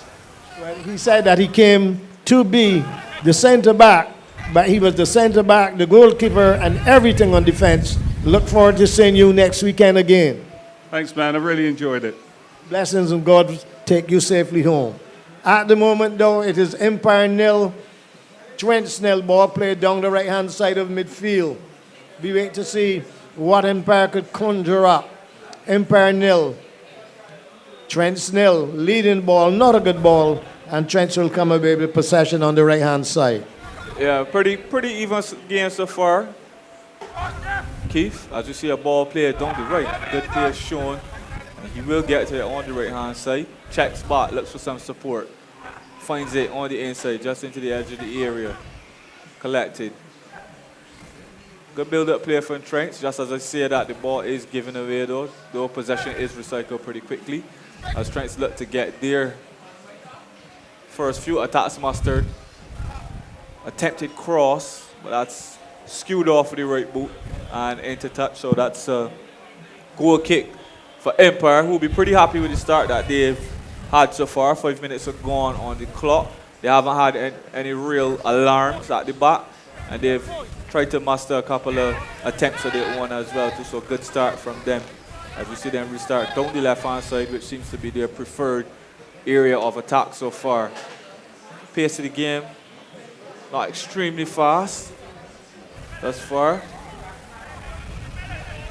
As the ball is intercepted. Well, Empire sorted it so far defensively. Trent forcing the pace somewhat, and one would anticipate that as the game continues, Empire will come more into the attacking rhythm. But it is Trent going down the left side, a high leading, searching ball. Chance for Trent to get the shot in. Good defensive cover in the end. Ball runs into touch. Trent's 0, Empire 0. So that was a good attempt there from Trent. Defensive miss there at the back, but all's well that ends well as Empire gets it going once again. Marks and Graves there in the middle trying to pull the strings. He unfortunately has his pocket picked, but Trent's recycled possession pretty quickly. Ball worked on the right, looks up for options. Cross comes in, but that too That's the second time in quick succession that the ball's skewed off of his right boot. That's Curtis Foster over there on the right. And Empire can come away again with Adrian Warner. He advances, looks for some options, but overruns it. Graves, strong play from him in the midfield. Distributes onto this left-hand side. Well, Empire without two of their top players, Rodney Barker, who got injured last week, and I'm not saying Michael Graham either. He is normally the man who pulls the strings from midfield. So Empire would have to work extremely diligently and constructively if they intend to get a goal in this opening period. Empire have won a corner down the left-hand side of midfield. They will swing it in, I believe, to the near post. Empire 0, Trent 0. Yeah, but it's been a good start from Empire, Keith. Looking at the table, you probably expect Trent to do all the early running, but Empire have started pretty well. Here they are with the corner once again. Ball swung in, high. Defended well though. Clear to the top of the 18.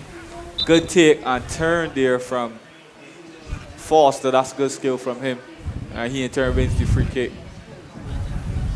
So it's a free kick to Trent Masters as we take past 8 minutes on the clock. Empire 0, Trent Masters 0. Empire doing most of the early running, but remember how dangerous Trent Masters can be as they have a free kick here to restart play.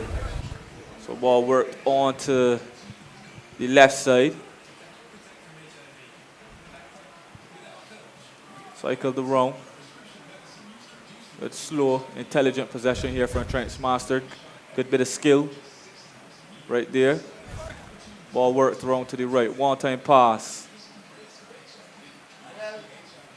Good defending there at the back. Empire come away with it once again. Trent gets it back quickly though. They're at the back from Phillips. He plays it all the way back to his goalkeeper. Nice and calm. Camera small. Works it out to this left-hand side. Trent starting to come into it a bit more. Strong play there from Richard Clark. And he plays the leading ball up to this left-hand side in search of Marshall. Marshall isn't able to collect, however. Good defending at the back there from Empire. And this ball recycled back. So Trent Masters coming into it right now. Quick passes, Marshall once again cuts back inside. And he plays it into the middle. Looks up for options. So pass a bit short.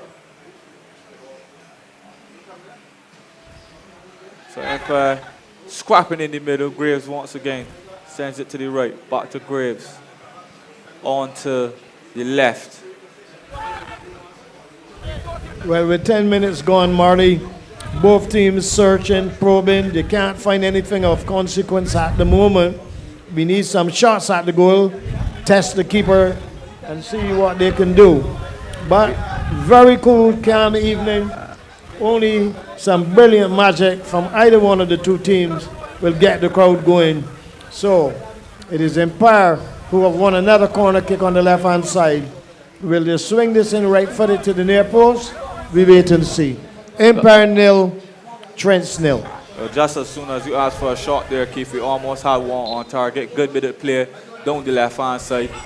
But Small was alive to it and made sure to come out and block that shot. Corner wasn't the best, though. The resulting corner wasn't the best at that point, Keith. So they kind of let the Trent Masters off the hook there. But as you said, Empire Masters doing most of the running in these early goings. The game is lacking a little bit of vigor and pace. Yeah. They're playing at a walking pace at the moment, and the evening is cool. So I believe that the team who maintains the possession, the better of the two, will go on to win the game. But neither keeper has been tested as yet, so we wait to see what Trent can produce because they have been playing extremely good football so far in the tournament. Unbeaten in 4 games. They are now on the defense. Trent 0, Empire 0. Yeah, it was a good bit of play there from Empire trying to work their way into the area at that point, but the pass just broke down at the final pass once again. That's been happening throughout the first 11 minutes so far, Keith. It's been well contested, but up until the point of the final pass has been pretty good, but then at the final pass, that's where it's broken down. But we wait to see. Wait on a little bit of quality that will bring that first goal in the game. And then, as we know, it happens very often in football. After one goal goes in, they tend to see one or two more. As Empire are on the attack once again. They managed to get a free kick here. Pretty central. A fair result as well. Not sure if they'll be willing to take a shot. Over the years, Trents have been very, very, very solid defensively. And again, today, they're showing that they have the expertise to hold tight at the back. And hopefully, they will break on the counter-attack and get a chance to score the opening goal. So Trent's 0, Empire 0. Empire with a kick straight over the wall. They would have to wheel and come again. Trent's 0, Wales 0. Yeah. So wayward shot there in the end there, Keith. As we say, good evening to a familiar face. Good evening to you, Mr. John Brown, a.k.a. Uncle John. As he's here taking in the action at the Empire Sports Ground this evening as well. Empire 0, Trent's Masters 0. As we take past 13 minutes on the clock, Empire with the bulk of the shots, the bulk of the attacking so far, as Trent's Masters get us back on the way on the right side. But that's easily, no, back pass is intercepted. So Trent's on the attack here, cuts back. That's Foster, looks to find a man. Touch is heavy though, and easily intercepted by Graves as he plays it forward. But the Trent's Masters intercept and come away with it through Anthony Corbin. Corbin cuts back, finds a man. He in turn looks up. Ball is worked over to Clark. Clark brings it all the way over to this left side. Good attack here from Trent's Masters. Best one they've managed to put together so far. Leading ball played again. Linesman flag is up. But that's the best bit of football that we've seen from Trent's Masters so far, Keith. So nice patient build-up from them. They almost made their way past the Empire defense. But Empire managed to keep their line nice and tight, nice and high. In the end, the linesman flag came up. So, well, Trents were trying to bring some pace and skill down the left, but the ball was played much too strongly, and in the end, the player had straight offside. Both teams lacking in that vitality to get the ball forward quickly. But Trent should not be too worried because they would feel we are unbeaten in the tournament so far, and if we can maintain possession of the ball, eventually we will create an opposition with some problems and hopefully get an opening goal. Empire, on the other hand, trying to find their rhythm. There's a couple of players missing today from the Empire team, but surely 0-0 at halftime would not be a bad scoreline based on how both teams have played. 15 minutes gone. Trent's 0, Empire 0. Yeah, I tend to agree with you, Keith. If this scoreline holds, there's a lot of time left in this half, though, about 10 minutes or so, unofficially. But if the scoreline holds, you tend to think Empire would be the happier at the half, even though they did most of the running so far. As we see another ball played up top, but Trent's just not able to get any real attacks going, any sustained attacks going in this first half. Empire really controlling most of the play here via Graves and others. As we see a loose pass coming in from there, the ball is then recycled to the Trent's Masters out on this right-hand side. They have an overload on this right-hand side. Here we go with Trent. They're most dangerous when the ball comes down the right side. Corbin, it seems, trying to cut it back was Foster, but he wasn't able to find a man. May have been better served going alone there, Keith. He was in a good position. So Empire come away with it and work the ball onto this left-hand side once again. Empire would need to come forward with some more players. The ball is over in the other half, and 4 and 5 men are still back here this side. Yeah. They need to launch an attack in numbers that will put Trent under pressure. Trent, on the other hand, have come down the right side dangerously a couple of times. They're trying to do that now again. Trent's nil, Empire nil, they're going down the right. As you see, Small escaping once again. Down this right-hand side. Has 2 for company. Step over. Chops back. Return passes played. Small in. Shot comes in.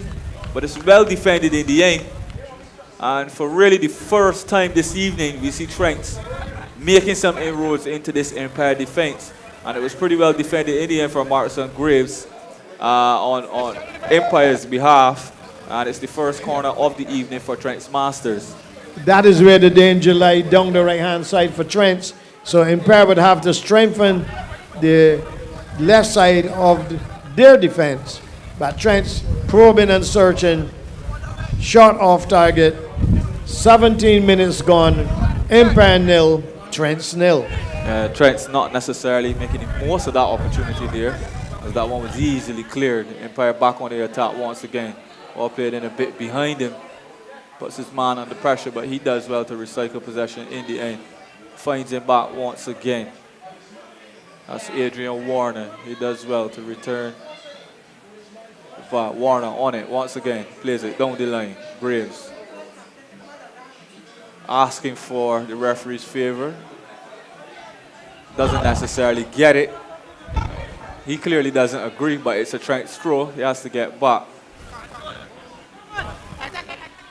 As Empire defend well once again though. All a bit scrappy thus far. As Trent picks it up once again. Ball played over this far side. Smalls unable to control. Empire easily able to clear and come away with it through Williams, who takes his time. Then plays a loose one. And is easily intercepted as Trent's are motoring way down this right side. Looks up for options. Doesn't have many. One man arriving in the box there. And I think that was Nigel Marshall. That's maybe an area, Keith, as well, where Trent can take a look and see where they can monopolize possession and get some more attackers into the box, Keith. It's amazing. Every time Trent's come down the right-hand side of midfield, they're causing problems for Empire. But the crosses are not good enough at the moment. And surely, if they can improve on that section of the field and with their passing, they can cause more problems for the Empire team. This is another corner. Corner comes in. The That keeper one collects it. The ball has gone over the line, and it will be a goal kick to Empire. But that, Marty, is a weakness at the moment from Trent. There's a lot of room on the right-hand side of midfield, but Empire need to defend much better on that right-hand side. What's interesting as well, Keith, I would say, Trent seem a bit reluctant to attack with a few more bodies. They say that's twice or 3 times they've been down this right-hand side here. Had the chance to swing it across. The attackers looked up. No one's been in the area, so that's another area that they could probably capitalize on as well, as they look to come forward here, but that one's easily cut out. Once again, as Empire try to make headway down the left. Ball is then recycled back. The game is lacking a little bit of creativity too. When they go down the right, they need to get as close to the flag and put the ball across the area. Here they go again, down the right side. This is the weak side of Empire.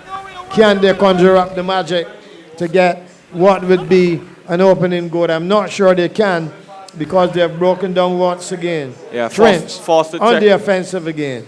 Foster checking back on that occasion, trying to find Clark, but that one was easily cut out. But they do get it back pretty quickly though, and try to make some inroads through Corbin. He then switches out to the left. High boot there. Nigel Marshall there asking for the favor of the ref. It did look like a high boot at the time. Onto the thigh. And the referee Julia Blythe. So a free kick in a dangerous area to Trent. Let's see how many bodies they commit forward. As Clark settles over it. Referee pointing to where she wants it. But this is a good opportunity for Trent Keefe to either get a shot on goal or see if they can play in an attacker to get the opening goal in this one. 20 more minutes on the clock, or over it. Ball comes in. And just a bit too much on it. And easily collected there by the goalkeeper. We are 3 minutes away from the end of the first half. A free kick from Richard Clark. But in the end, the ball ran straight into the keeper's hand. No problems whatsoever. And they would have to try again. But here we go now with Empire. Can they lift the tempo up just before halftime? Nice, sweeping, leading ball. But then again, Trent, well organized defensively, regains the composure. They have left one man for dead, and then a second one is still on the ground, for sure. So Empire 0, Trent's 0. Good bit of skill from him there. Left one pair behind. Took out another one as well. Maybe bit off a bit more than he could chew with the third, but luckily for him, he got the referee's favor in the whistle. So it's a free kick to Trent. Deep in their own territory, they restart it. Asking for options. But as they come down this right-hand side here, which has been there. Well, here we go again down the right-hand side. What would happen now is going to be interesting. So this Foster, he's been the main outlet so far. He looks back, trying to find somebody once again, and isn't able to do so. And another attack breaks down for the Trent's Master. That's really been the story of their half. That is so true. What I believe, though, is that the coach would need to tell his Trent's players when the ball is played down the right, 2 or 3 of the players in the middle need to get inside the penalty area and anticipate the cross. Here they come now down the left-hand side. Trent's 0, Empire 0. Yeah, they've managed to get in when they have found their feet Trent down that right-hand side on a number of occasions. With Foster showing a lot of pace on that side, but he really hasn't had a lot of support when he looks up, looks to find a player. Last week against Paradise, Trents were full of running throughout the game, but in this one, they have been less offensive, and even though they break down the right good, you just can't get that cross in that will give them the opportunity to get that opening goal. So Trent's 0, Empire 0, game evenly balanced, and everything well poised. Yeah, so Trent's beginning to control possession a bit more here, though, Keith. Empire, I'd say probably 60-40 at this point. Empire relinquishing a bit of the possession that they would have had from the initial stages. And Trent's really coming into it now as they look down this right-hand side. As we roll inside the last minute of the first half, we have some good news for one of the spectators. If you're missing your phone, a young gentleman have found the phone and he have kindly taken the phone to the bar. So that is a blessing. Thanks very much, son. That was very gentlemanlike to find the phone at this time of the evening, and he has taken it to the bar. So if you're missing your phone, well, please go forward in Jesus' name. At the moment, no goals coming, Marley. 0-0 at halftime. Trent's 0, Empire 0. Yeah, interesting half there, Keith. Trent's normally pretty free-flowing, as we saw them last week and the weeks before that. As you said, coming into this one in second position are really able to solidify their position at the top of the table with a win here, but they really haven't been able to click into gear in the first half. Empire, on the other hand, they'll be happy with this half, I think. It was a strong start to the half from them. A lot of good play, especially down the left-hand side. And they were able to fashion a few openings, but they weren't really able to capitalize on anything so far. But I think going into the half at 0-0, based on their position in the table, they'll be happy that they've kept a clean sheet up to this point, and will look to regroup and come back into the second half and see if they can get themselves on the score sheet. So at the half, Empire Masters 0, Trent's Masters 0.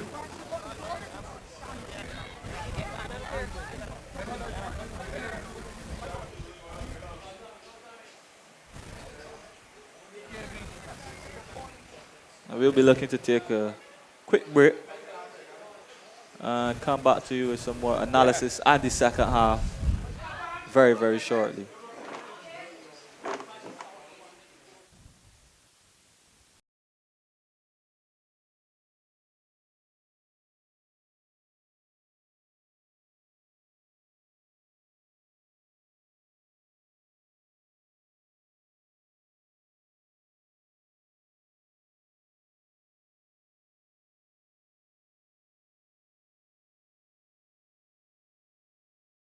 Barbados Tourism Marketing Inc. BTMI, in association with Commentator Sports Incorporated CSI and the Barbados Invitational Masters Football Classic BIMFC, welcomes back the Caribbean's premier international veterans football tournament to the beautiful island of Barbados.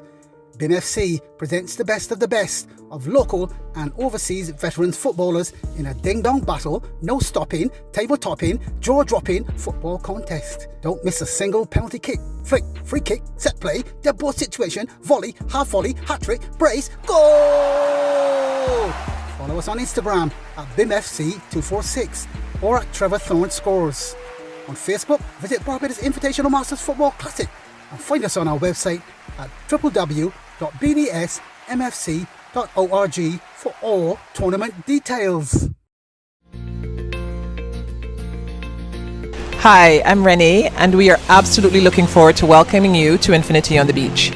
We offer staycations, and the reason people choose us is because we're located right in the heart of the Gap, within walking distance of everything, but when you come back to the hotel, you have your own respite. We are right on the beautiful Dover Beach, so we provide the perfect location for that mix of local excitement and entertainment and relaxing time on the beach. If you walk out of the hotel in either direction, left or right, you have a choice of restaurants, nightlife and amenities. So you never lack for anything to do. And when you come back to our property, you have a number of things you can choose from as well, including our beautiful Stefan's Beach Bar and Restaurant. The reason that many locals choose us, however, is because they say that when they come to stay with us, we make them feel like a tourist. And we're very, very proud of that fact.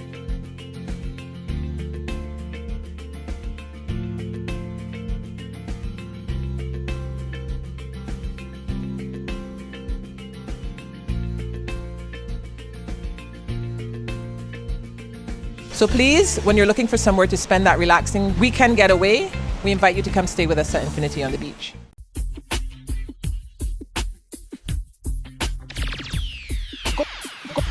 Goalkeeper Sports Bar, Licorice Village, Minor Chill, St. Michael, Barbados.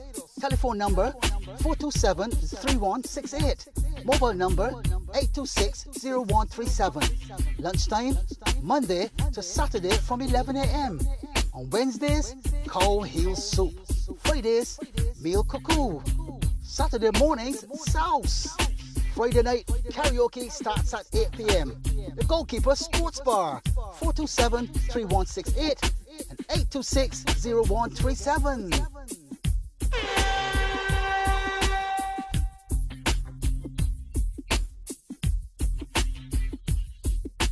CFAN's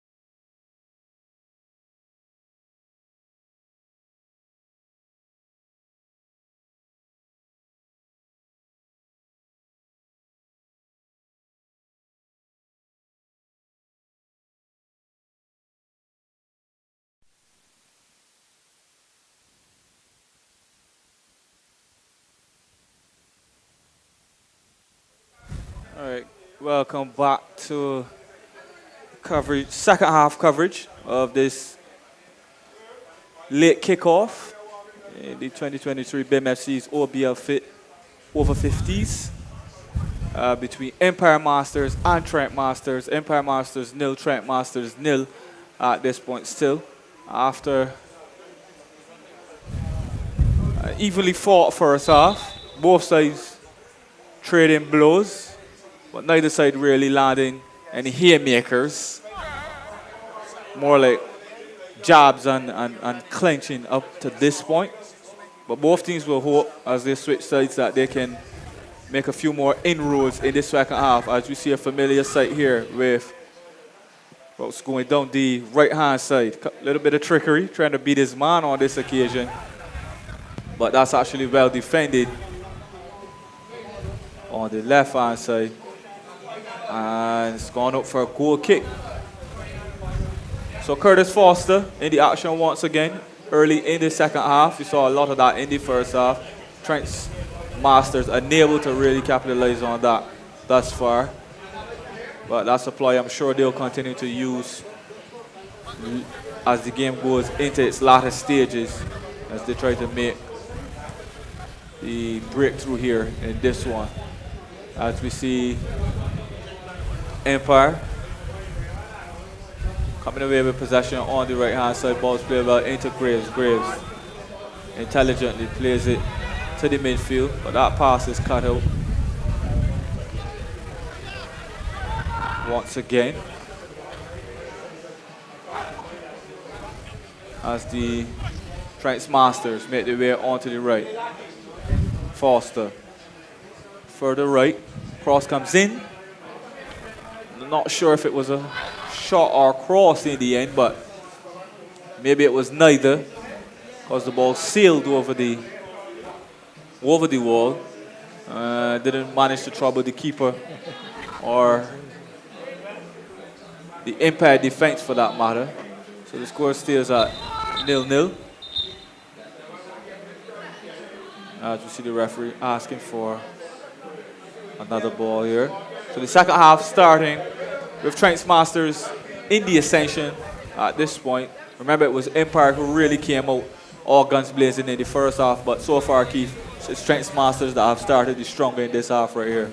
Well, yes, Empire looked more committed and more purposeful. The coach probably had some words with them, and hopefully they will bring a little more entertainment and excitement to the game. Trent, on the other hand, will maintain the solidarity at the back and make sure that they play on the counter-attack.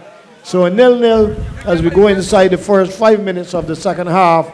Trent's 0, Empire 0. Yeah, so as we are about to get underway, Empire Masters with the goal kick. The kick is played out. It's actually a good one. As Empire Masters have Horace Knight introduced, it seems.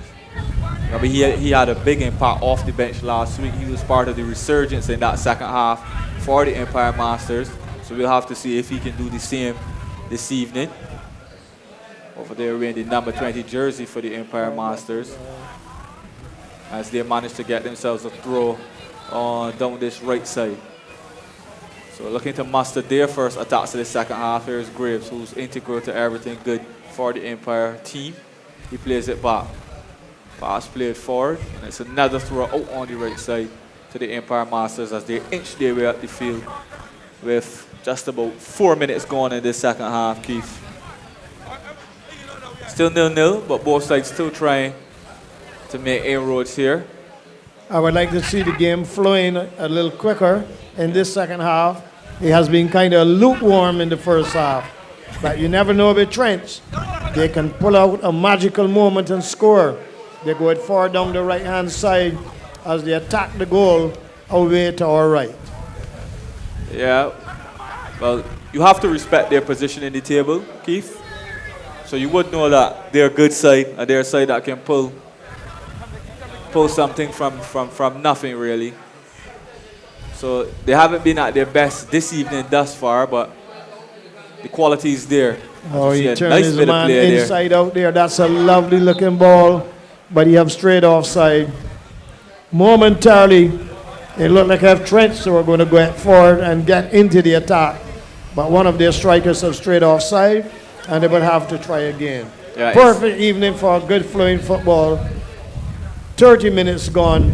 Trent nil, Empire nil. Inspired bit of play there from Corbin. Wasn't able to get the final pass right as his colleague just straight offside, but Trent's looking a bit more purposeful in this half, Keith, as we see them try to work it down this left-hand side. Nice play, nice interchange, create some space, ball played into midfield, but again, Trent centre-back is there to try to break it up, but they do recycle possession as they work it down this side as Foster on the charge once again. This time he's popping on the left, Keith. So he seems to have vacated his position on the right, trying his luck on the left. That one is cleared. And it's a throw to the Trent Masters on this left side.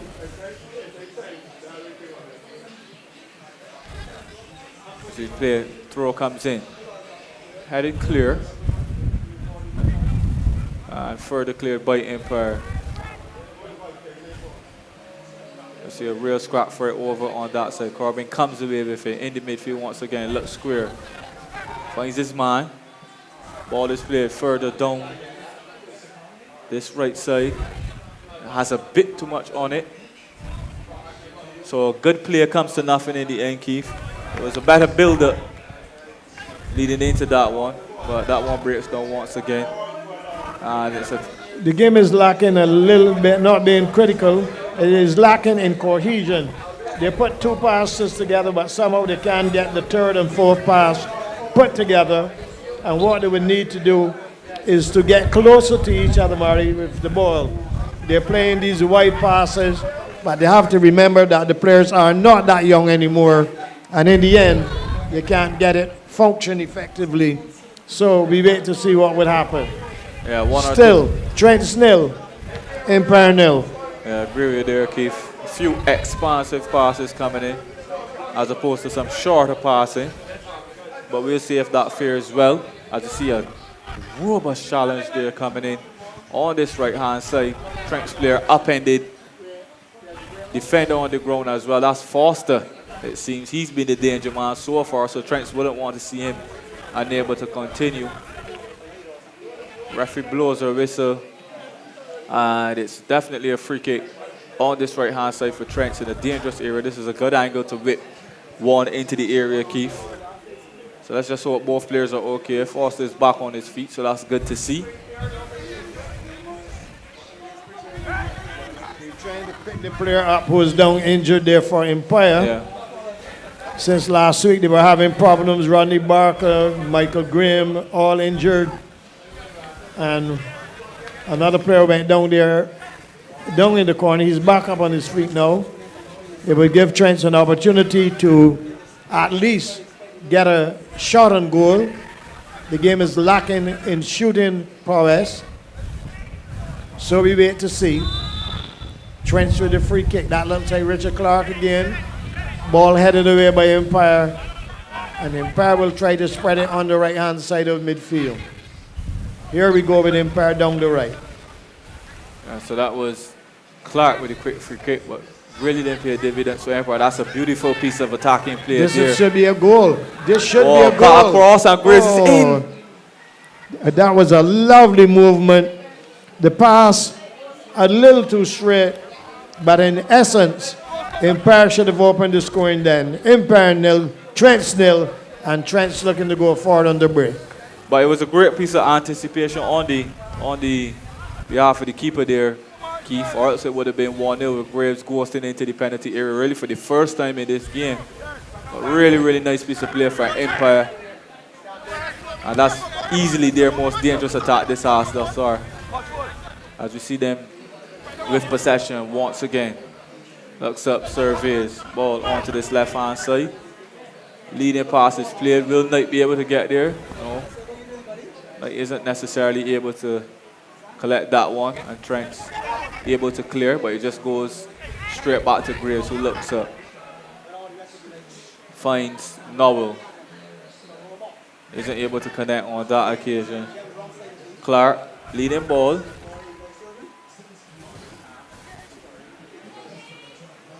Ball into the keeper. And recycle once again. So it's a real midfield battle here, Keith. No one can really clearly say that they're really in control of this game. As we see the clock tick past 35 minutes. Empire 0, Trent 0. A real battle of attrition here this evening. The team who decides to play the ball quicker of the two will have an opportunity to score. But at the pace they're playing at, even if a player is beaten early, he can get back and cover.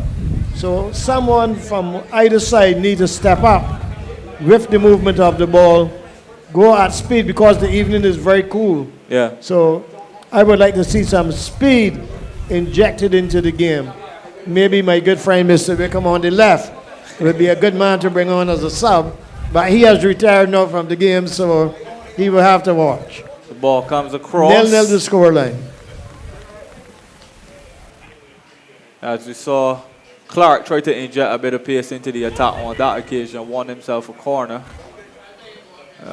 Wasn't able to get anything from it. As we see Empire collect it on this far side once again. Ball played in, Knight leading pass on. Taka has the pace, is he able to get there? Locks back. Surveys, plays the cross in, ball back into the feet of Knight. Knight collects, locks, and buys himself Knight a has gone free down kick in there. dramatic fashion. He anticipated the tackle was coming, and before the tackle even got to him, he was up in the air. He won a free kick for Empire. Maybe this could be the moment in time for Empire to bend it into the far corner. We wait in anticipation. So Knight looking to replicate his heroics from last week where he changed the game for the Empire I'm Masters. certain Knight is going to take this free kick. Yeah, he's standing over it as well. Nice bit of attacking play there. He sold. He has a good left foot. Always did. Very, very from when he was a good left teenager at Bay Primary. This is a good Here angle we for go. him as well. Here's Knight with the shot off the crossbar. Graves. Hello. He was speaking about that. Marty, Horace Knight was speaking about free kick. He was saying, Coach, did you see that free kick? Dipping and bending. But in the end, it didn't go in. But it was a wonderful free kick. He was always good at that. Yeah. Very, very good free kick. As we see a former striker in Trevor Thorne here, demonstrating how he should have given the downward header into the back of the net there. But that's the closest we've come so far, Keith. Well, that is so true. Brilliant free kick there by Knight at the top of the area. Keeper beating all ends up. Graves ghosting into the area for the second time this half and just isn't able to get his header on target from all of 4 yards out, Keith? That have brought a little life into the game late in the evening. We still have another 13, 14 minutes to go. Empire looking stronger and stronger as the game continues. Trent can easily hit them on the break though, because Trents have been doing that consistently well for the last couple of weeks. That's why they are on 10 points along with the leaders, Wildy Royalty. Here we go again for here's Empire. Graves once again beginning to influence the game a bit more, but just as I said that he loses it. Clark comes away with it, locks back, but has its pockets picked. Trents do come away with it though, and they're trying to make headway down the middle. So he looks up for options, but that's really well defended by Empire once again. Graves shifts it out to this right hand side. Looks for option, leading pass is played. Here's Graves, will he get there? He gets there ahead of the defender. Locks back. Lovely play from Graves once again, and that's good tenacious play from the Empire Masters midfielder. And he wins himself and his team a corner. Well, that was good locking and turning there from the Empire player. But in the end, Trent kept their head on, defended well, and have considered a corner. But in the last 5 minutes, Marley, I noticed that Empire are pressing forward diligently in search of this opening goal. Yeah, Empire nil, Trent's nil. Definitely agree with you there, Keith. Empire definitely in the ascendancy in the last 5 minutes or so as we see Knight trot over to take this corner on the far side. The big bodies come up. Graves is calling for it. Will he have a better header this time? Ball comes in. Flicked on Graves! Once again! Heading with an upward trajectory as opposed to downwards once again, Keith. Just like the last one, we have tons of persons inside the shed here demonstrating how we should have headed downwards, Keith. I don't think that he will get an easier chance than that. Late in this game, it was there for the taking. It was easy as Sunday evening. He headed it over the crossbar. Empire will have to wheel and come again. Yeah. Empire nil, Trent nil, as we come inside the last 12 minutes of the game. And you really have to argue that Empire should have been at least 1-0 after those couple of chances. Yeah, Keith. they should have been 1-0 up. Yeah. It's easy. And I'm certain that they will regret that if Trent's come and score now. Because once Trent score, Trent will lock off at the back. So Empire will probe and search down the right again. They're really coming forward in numbers. They had the opportunities too, to be exact, but they just couldn't score. Yeah, so Empire definitely having the better of the runnings in the second half. They've been asking all the questions. Trent's Masters really, except for a couple of sporadic attacks, haven't been able to muster much in this half. So Empire Masters, mainly down this right-hand side, have really been pulling on the pressure. Graves pulling all the strings in midfield with his feet, but unfortunately for him, hasn't been able to be as effective with his head so far, Keith, but we'll wait and see if that changes. So here come Empire once again, down the right-hand side, looks up, severe option, step over, goes back outside right, lovely piece of skill. And checks back once again. Finds his man on the right side, cross comes in, but it's nobody's there. As you see Trent's come away with a counter ball played down the left to Rouse. Rouse is onto it. But that's very well defended at the back there and calmly played back to his goalkeeper, who brings it out. Lovely control. Turn. Beautiful play there from Empire. That's just as I said, that's a loose pass though. Sells. Graves a bit short. And Trent's are able to come forward once again. So Trent's under the caution the last few. Let's see if they're able to muster anything in the second half, as Clark is onto it there, number 10. Locks back. But he loses it. And an intelligent play from Knight there as he runs on to the loose pass. He gets his body in between ball and man, but comes off the worse for wear after that. Well, we've had everything in this game different to a goal. Even a collision there in midfield. We are 9 minutes away from the end. Empire nil, Trent's nil. Who will be the team? The player have gotten a yellow card there late in the evening. Yeah, that's Clark. Okay. So Clark gets himself a yellow for the robust challenge there on Knight, after he himself was the one who lost the ball going on the dribble. So a free kick here to Empire as they look to push the issue once again. Committing a couple of bodies forward as the pass comes in. Defender comes in, tries to head it away.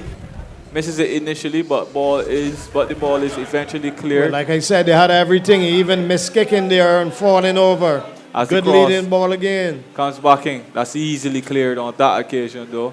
But it's not cleared very far as Empire come back once again. Nice play there. Empire really turning the screw here and really stopping Trent from being able to muster any kind of attack here, Keith. Well, yes, the game has been played mostly in the Trent's half, and Empire will consider themselves unlucky not to be in the lead. But you have to score. You have to create 20 chances and don't score one. Well, then you can't blame anyone else. Trents are capable of scoring out of nothing. Trent's going forward again down the left. Yeah, they've definitely had the better of this second half. Interestingly as well, because coming into the game, you definitely expect it to be Trent who would have been doing most of the pushing and most of the running, Keith, being that they're at the top of the table. But Empire Masters have really put in a really, really good shift and showing here. As you see, Rose trying to make headway for pretty much the first time this half for the Trent Masters, but that's easily snuffed out from Empire. Thanks. Okay. Sorry.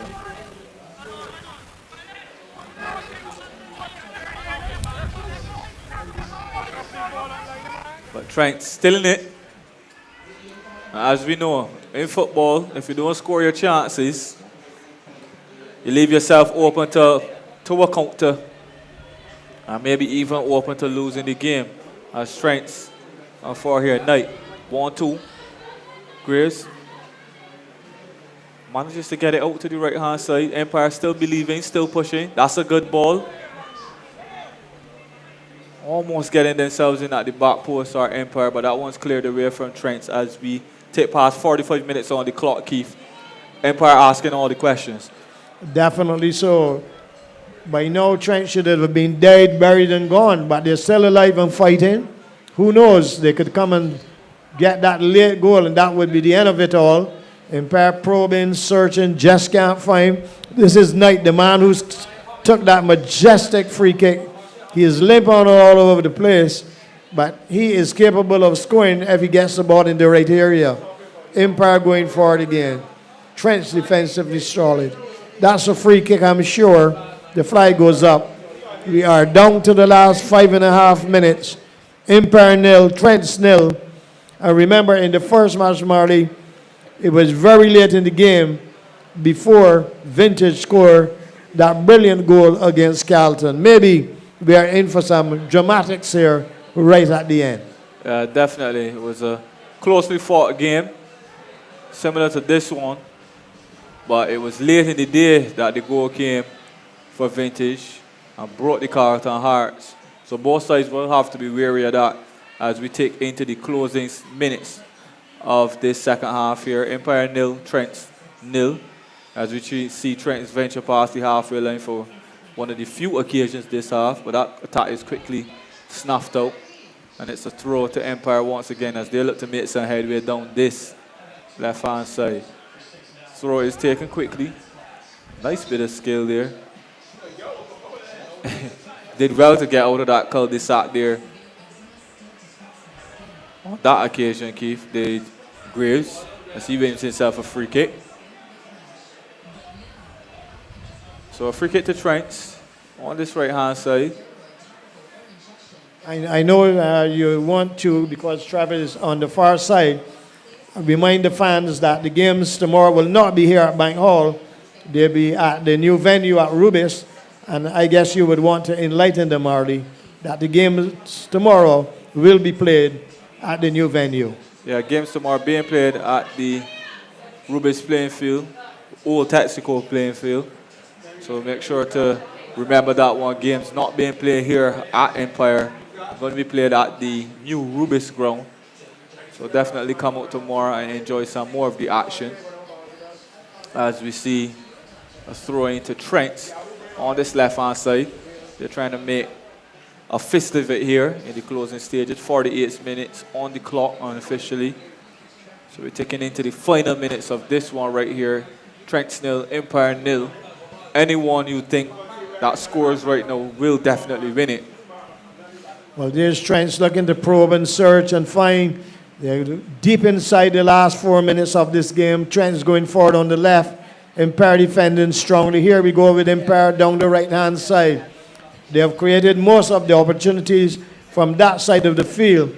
And what I can tell you in the last couple of weeks that I've been here, the players have learned how to use that side of the pitch where the ball runs freely. Here we go with Empire. Good cover challenge from Trent. Danger averted. Trent 0, Empire 0. We are down to the last 3 minutes of the game. Yeah, that was... Plus time added on for stoppages. That was a wasted opportunity there for Empire. Graves making the third man run. Didn't get the ball. But here they come once again as they have it here on this left side. Nice piece of trickery. Isn't able to get past. Well defended in the He end. tried to do too much with the ball. It is not a circus. I don't know what he was trying to do then. He went past two men. All he had to do is slip the ball in the gap. At 50 years old, you have to pass the ball. It is not your little toy. Pass the ball into the space and give your teammate. We are down now to the wire. 2 minutes remaining Empire nil, Trent nil. Yeah, I had an opportunity there to pass to another man there, to pass to a teammate after he beat the initial couple of players. Chose not to do so, eventually lost it, and that's another opportunity going to beg in there for Empire, who really have had the better of this second half, maybe shaving the better of this game, arguably, but they still weren't able to make the breakthrough. So still dangerous times for them, as you see Trent trying to make some inroads. Keeper comes out, collects safely though, and he looks up, looks to get it restarted quickly. Empire trying to get a second win of their season on the board. As he makes his way inside. He went down in dramatic fashion on the far side. The only thing that is missing from this game is a goal. Every little dramatic thing has happened with no goals, but the players falling even before they get touched. And it has been very interesting. I believe this is going to be the last free kick of the evening. Yeah, Empire nil, Trent nil. Yeah, maybe one of the final players of the evening. Dangerous for Trent. Empire free kick comes in. That's a good one. Ball floated over, heads come up. But the referee spots a foul in the area. And the officials have been doing a fantastic job every Saturday and Sunday evening, refereeing with professionalism and making the game look even better at times. At the moment, though, it is all about Trent. Can they leave it too late to take a goal back to the north with them? No, they can't. Empire regrouping and come forward again. Lose it. Overload on the far side there, Keith. Ball is played down, but there's not much gas left in the tank over there. So he's unable to chase that one down. And that's the final whistle. So in the end, neither side able to land a real telling blow on each other. And it ends Empire nil. Empire Masters nil, Trent's Masters nil.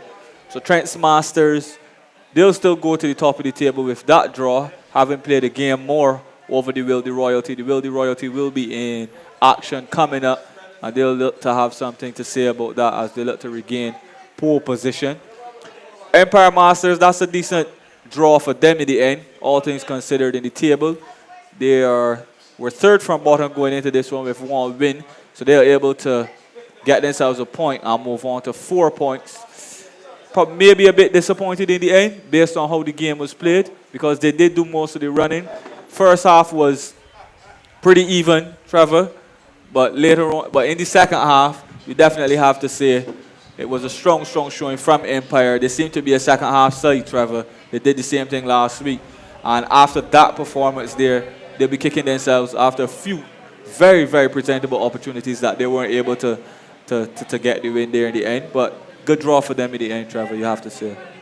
Yeah, I saw many chances going a begging there, Marty, especially headers. I think Empire got to go back to the drawing board this week and get those headers coming in on target, because in the 6-yard box, the equation, the keeper doesn't come, and the player is frozen like a deer in the night. Doesn't know exactly what to do, and when he does make up his mind, the ball is over the crossbar. If you're going to climb the table or even win the trophy, you need to bury those chances, of course. Final words from us, though, Marty, as we head towards the very next set of matches. And those are the matches where we hop, skip, and jump straight to the Rubis Sports Club on Spring Garden Highway, formerly the Texaco Sports Club. Spanking new pavilion, all the facilities that you could expect, just like Empire. And we move there tomorrow afternoon. First matchups would be Matt West Haggett Hall against Wildy Royalty at 3. Paradise Masters 50th edition come up against Benfica at 4. And the classic match between Blackrock Masters and Exactly Unified at 5. Those are the 50s matches. In the brand new 35-year-old league, 35 and over, those matches are at 3. Deacons coming up against Mavericks. The 4 p.m. kickoff is Carlton ATP against Dighton Griffith Old Scholars. And in the curtain closer, it's Allen School Old Scholars versus, get this name, Marty, All a Wee FC at 5. So 6 matches, 2 pitches already set up, everything looking pristine and glorious for tomorrow evening at the Rubis Sports Club, Spring Garden, in fact, Brighton Spring Garden, St. Michael, Barbados, West Indies, in the Caribbean. From us here at Commentator Sports Incorporated, perched nicely inside the pavilion, a 0-0 draw between Trent and Empire. And of course, in the match just before, RxPro Vintage Masters won, Carlton-Wanderers 0, Carlton-Wanderers ATP 0, with a goal from Eddie Barnett on 47 minutes. It was a beauty. 22 yards out, floated it right over the goalkeeper into the back of the nets. RxPro Vintage Masters 1, Carlton-Wanderers ATP 0. From us here at Commentator Sports Incorporated, yours truly, Trevor Thorne, Marty Decock, Keith Grell Griffith, BSS, and of course, Jerry and Alan are the fingers of the controls here this evening. We say a pleasant evening and catch us tomorrow evening on our YouTube channel, BIMFC Masters. Like and subscribe to get the notifications and to watch the games. But from here, this evening, it's a pleasant evening to one and all. Good evening and good night.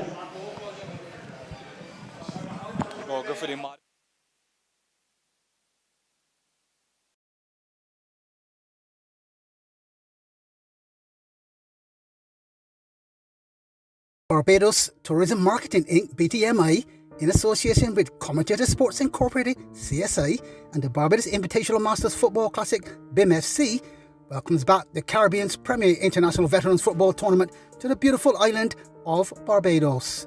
BIMFC presents the best of local and overseas veterans footballers in a ding-dong battle, no stopping, table-topping, jaw-dropping football contest. Don't miss a single penalty kick, flick, free kick, set play, dead ball situation, volley, half volley, hat-trick, brace, goal! Follow us on Instagram at BIMFC246 or at Trevor Thorne Scores. On Facebook, visit Barbados Invitational Masters Football Classic and find us on our website at www.bdsmfc.org for all tournament details. Hi, I'm Renee, and we are absolutely looking forward to welcoming you to Infinity on the Beach. We offer staycations, and the reason people choose us is because we're located right in the heart of the Gap, within walking distance of everything, but when you come back to the hotel, you have your own respite.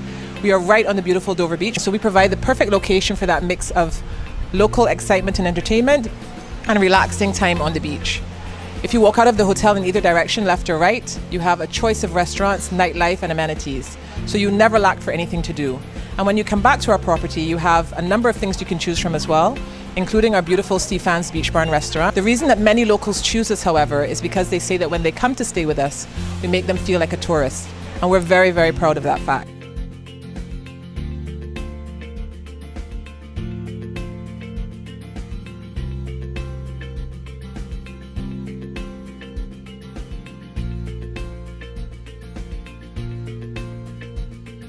So please, when you're looking for somewhere to spend that relaxing weekend getaway, we invite you to come stay with us at Infinity on the Beach.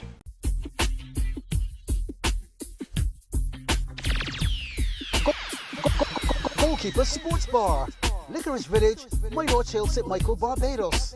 Telephone number 427-3168. Mobile number 826-0137. Lunchtime, Monday to Saturday from 11 a.m. On Wednesdays, cow heel soup. Fridays, meal cuckoo. Saturday mornings, sauce. Friday night, karaoke starts at 8 p.m. The Goalkeeper Sports Bar, 427-3168 and 826-0137.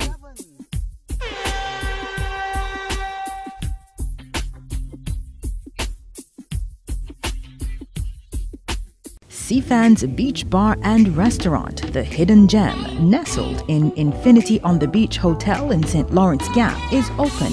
We ensure that you can safely enjoy breakfast, lunch and dinner in our open-air setting, offering a sumptuous selection of tasty, affordable and locally themed dishes from our popular breakfast, our delectable lunch menu, and let's not forget our mouth-watering dinner. Seafans Beach Bar and Restaurant, every day, every meal. Visit Ayers Meat Shop today for all your poultry, pork, beef, lamb, and fish needs. Located in the Aberdeen Jones Building, Gall Hill, Christchurch, you can purchase premium meat cuts specifically to suit your needs at unbeatable prices. You can also find us in the Glebe St. George and home delivery available island-wide. You can reach us at 256-2565 or 256-2629. Ayers Meat Shop.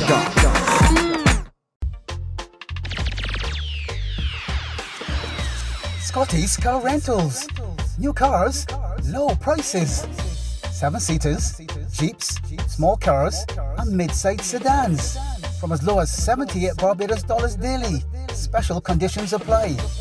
They offer free pickup and delivery. Fully loaded vehicles, visitor rental permits, comprehensively insured, GPS available, and ask about our leasing program. Find us at Lodge Hill, St. Michael, Barbados. Telephone number 246-243-4653 or 246-230-5850. Go to our website at www.scottdeals.biz. Our email address is kkscott@hotmail.com, and our Facebook is Scotty's Cheap Car Rentals. Visa and MasterCards accepted. Scotty's Car Rentals. New cars, low prices. This week's Sweet Vibe Music Show on Hot 95.3 FM is powered by your favourite football legends, Melvin Ibo Oxley, Trevor Thorne and Julian Annell, and the crew at the Barbados Invitational Masters Football Classic BIMFC and the Old Boys League Football Invitational Tournament OBL-FIT for every single kick, free kick, set play, dead ball situation, volley, half volley, hat-trick, brace, goal! Visit www.bdsmfc.org. The Barbados Invitational Masters Football Classic BIMFC invites you to the Caribbean's premier international veterans football tournament on the beautiful island of Barbados. Combined sightseeing, sun, sea, sand, surf, and of course fabulous football. Rates and weekend, Friday 26th through Monday 29th May 2023. Follow us on Instagram at BIMFC246 or at Trevor Thorne Scores. On Facebook, visit Barbados Invitational Masters Football Classic. Our YouTube channel is BIMFC Masters, and find us on our website at www.bdsmfc.org for all tournament details. The Barbados Tourism Marketing Inc. BTMI, in association with Commentator Sports Incorporated CSI and the Barbados Invitational Masters Football Classic BIMFC, welcomes back the Caribbean's premier international veterans football tournament to the beautiful island of Barbados.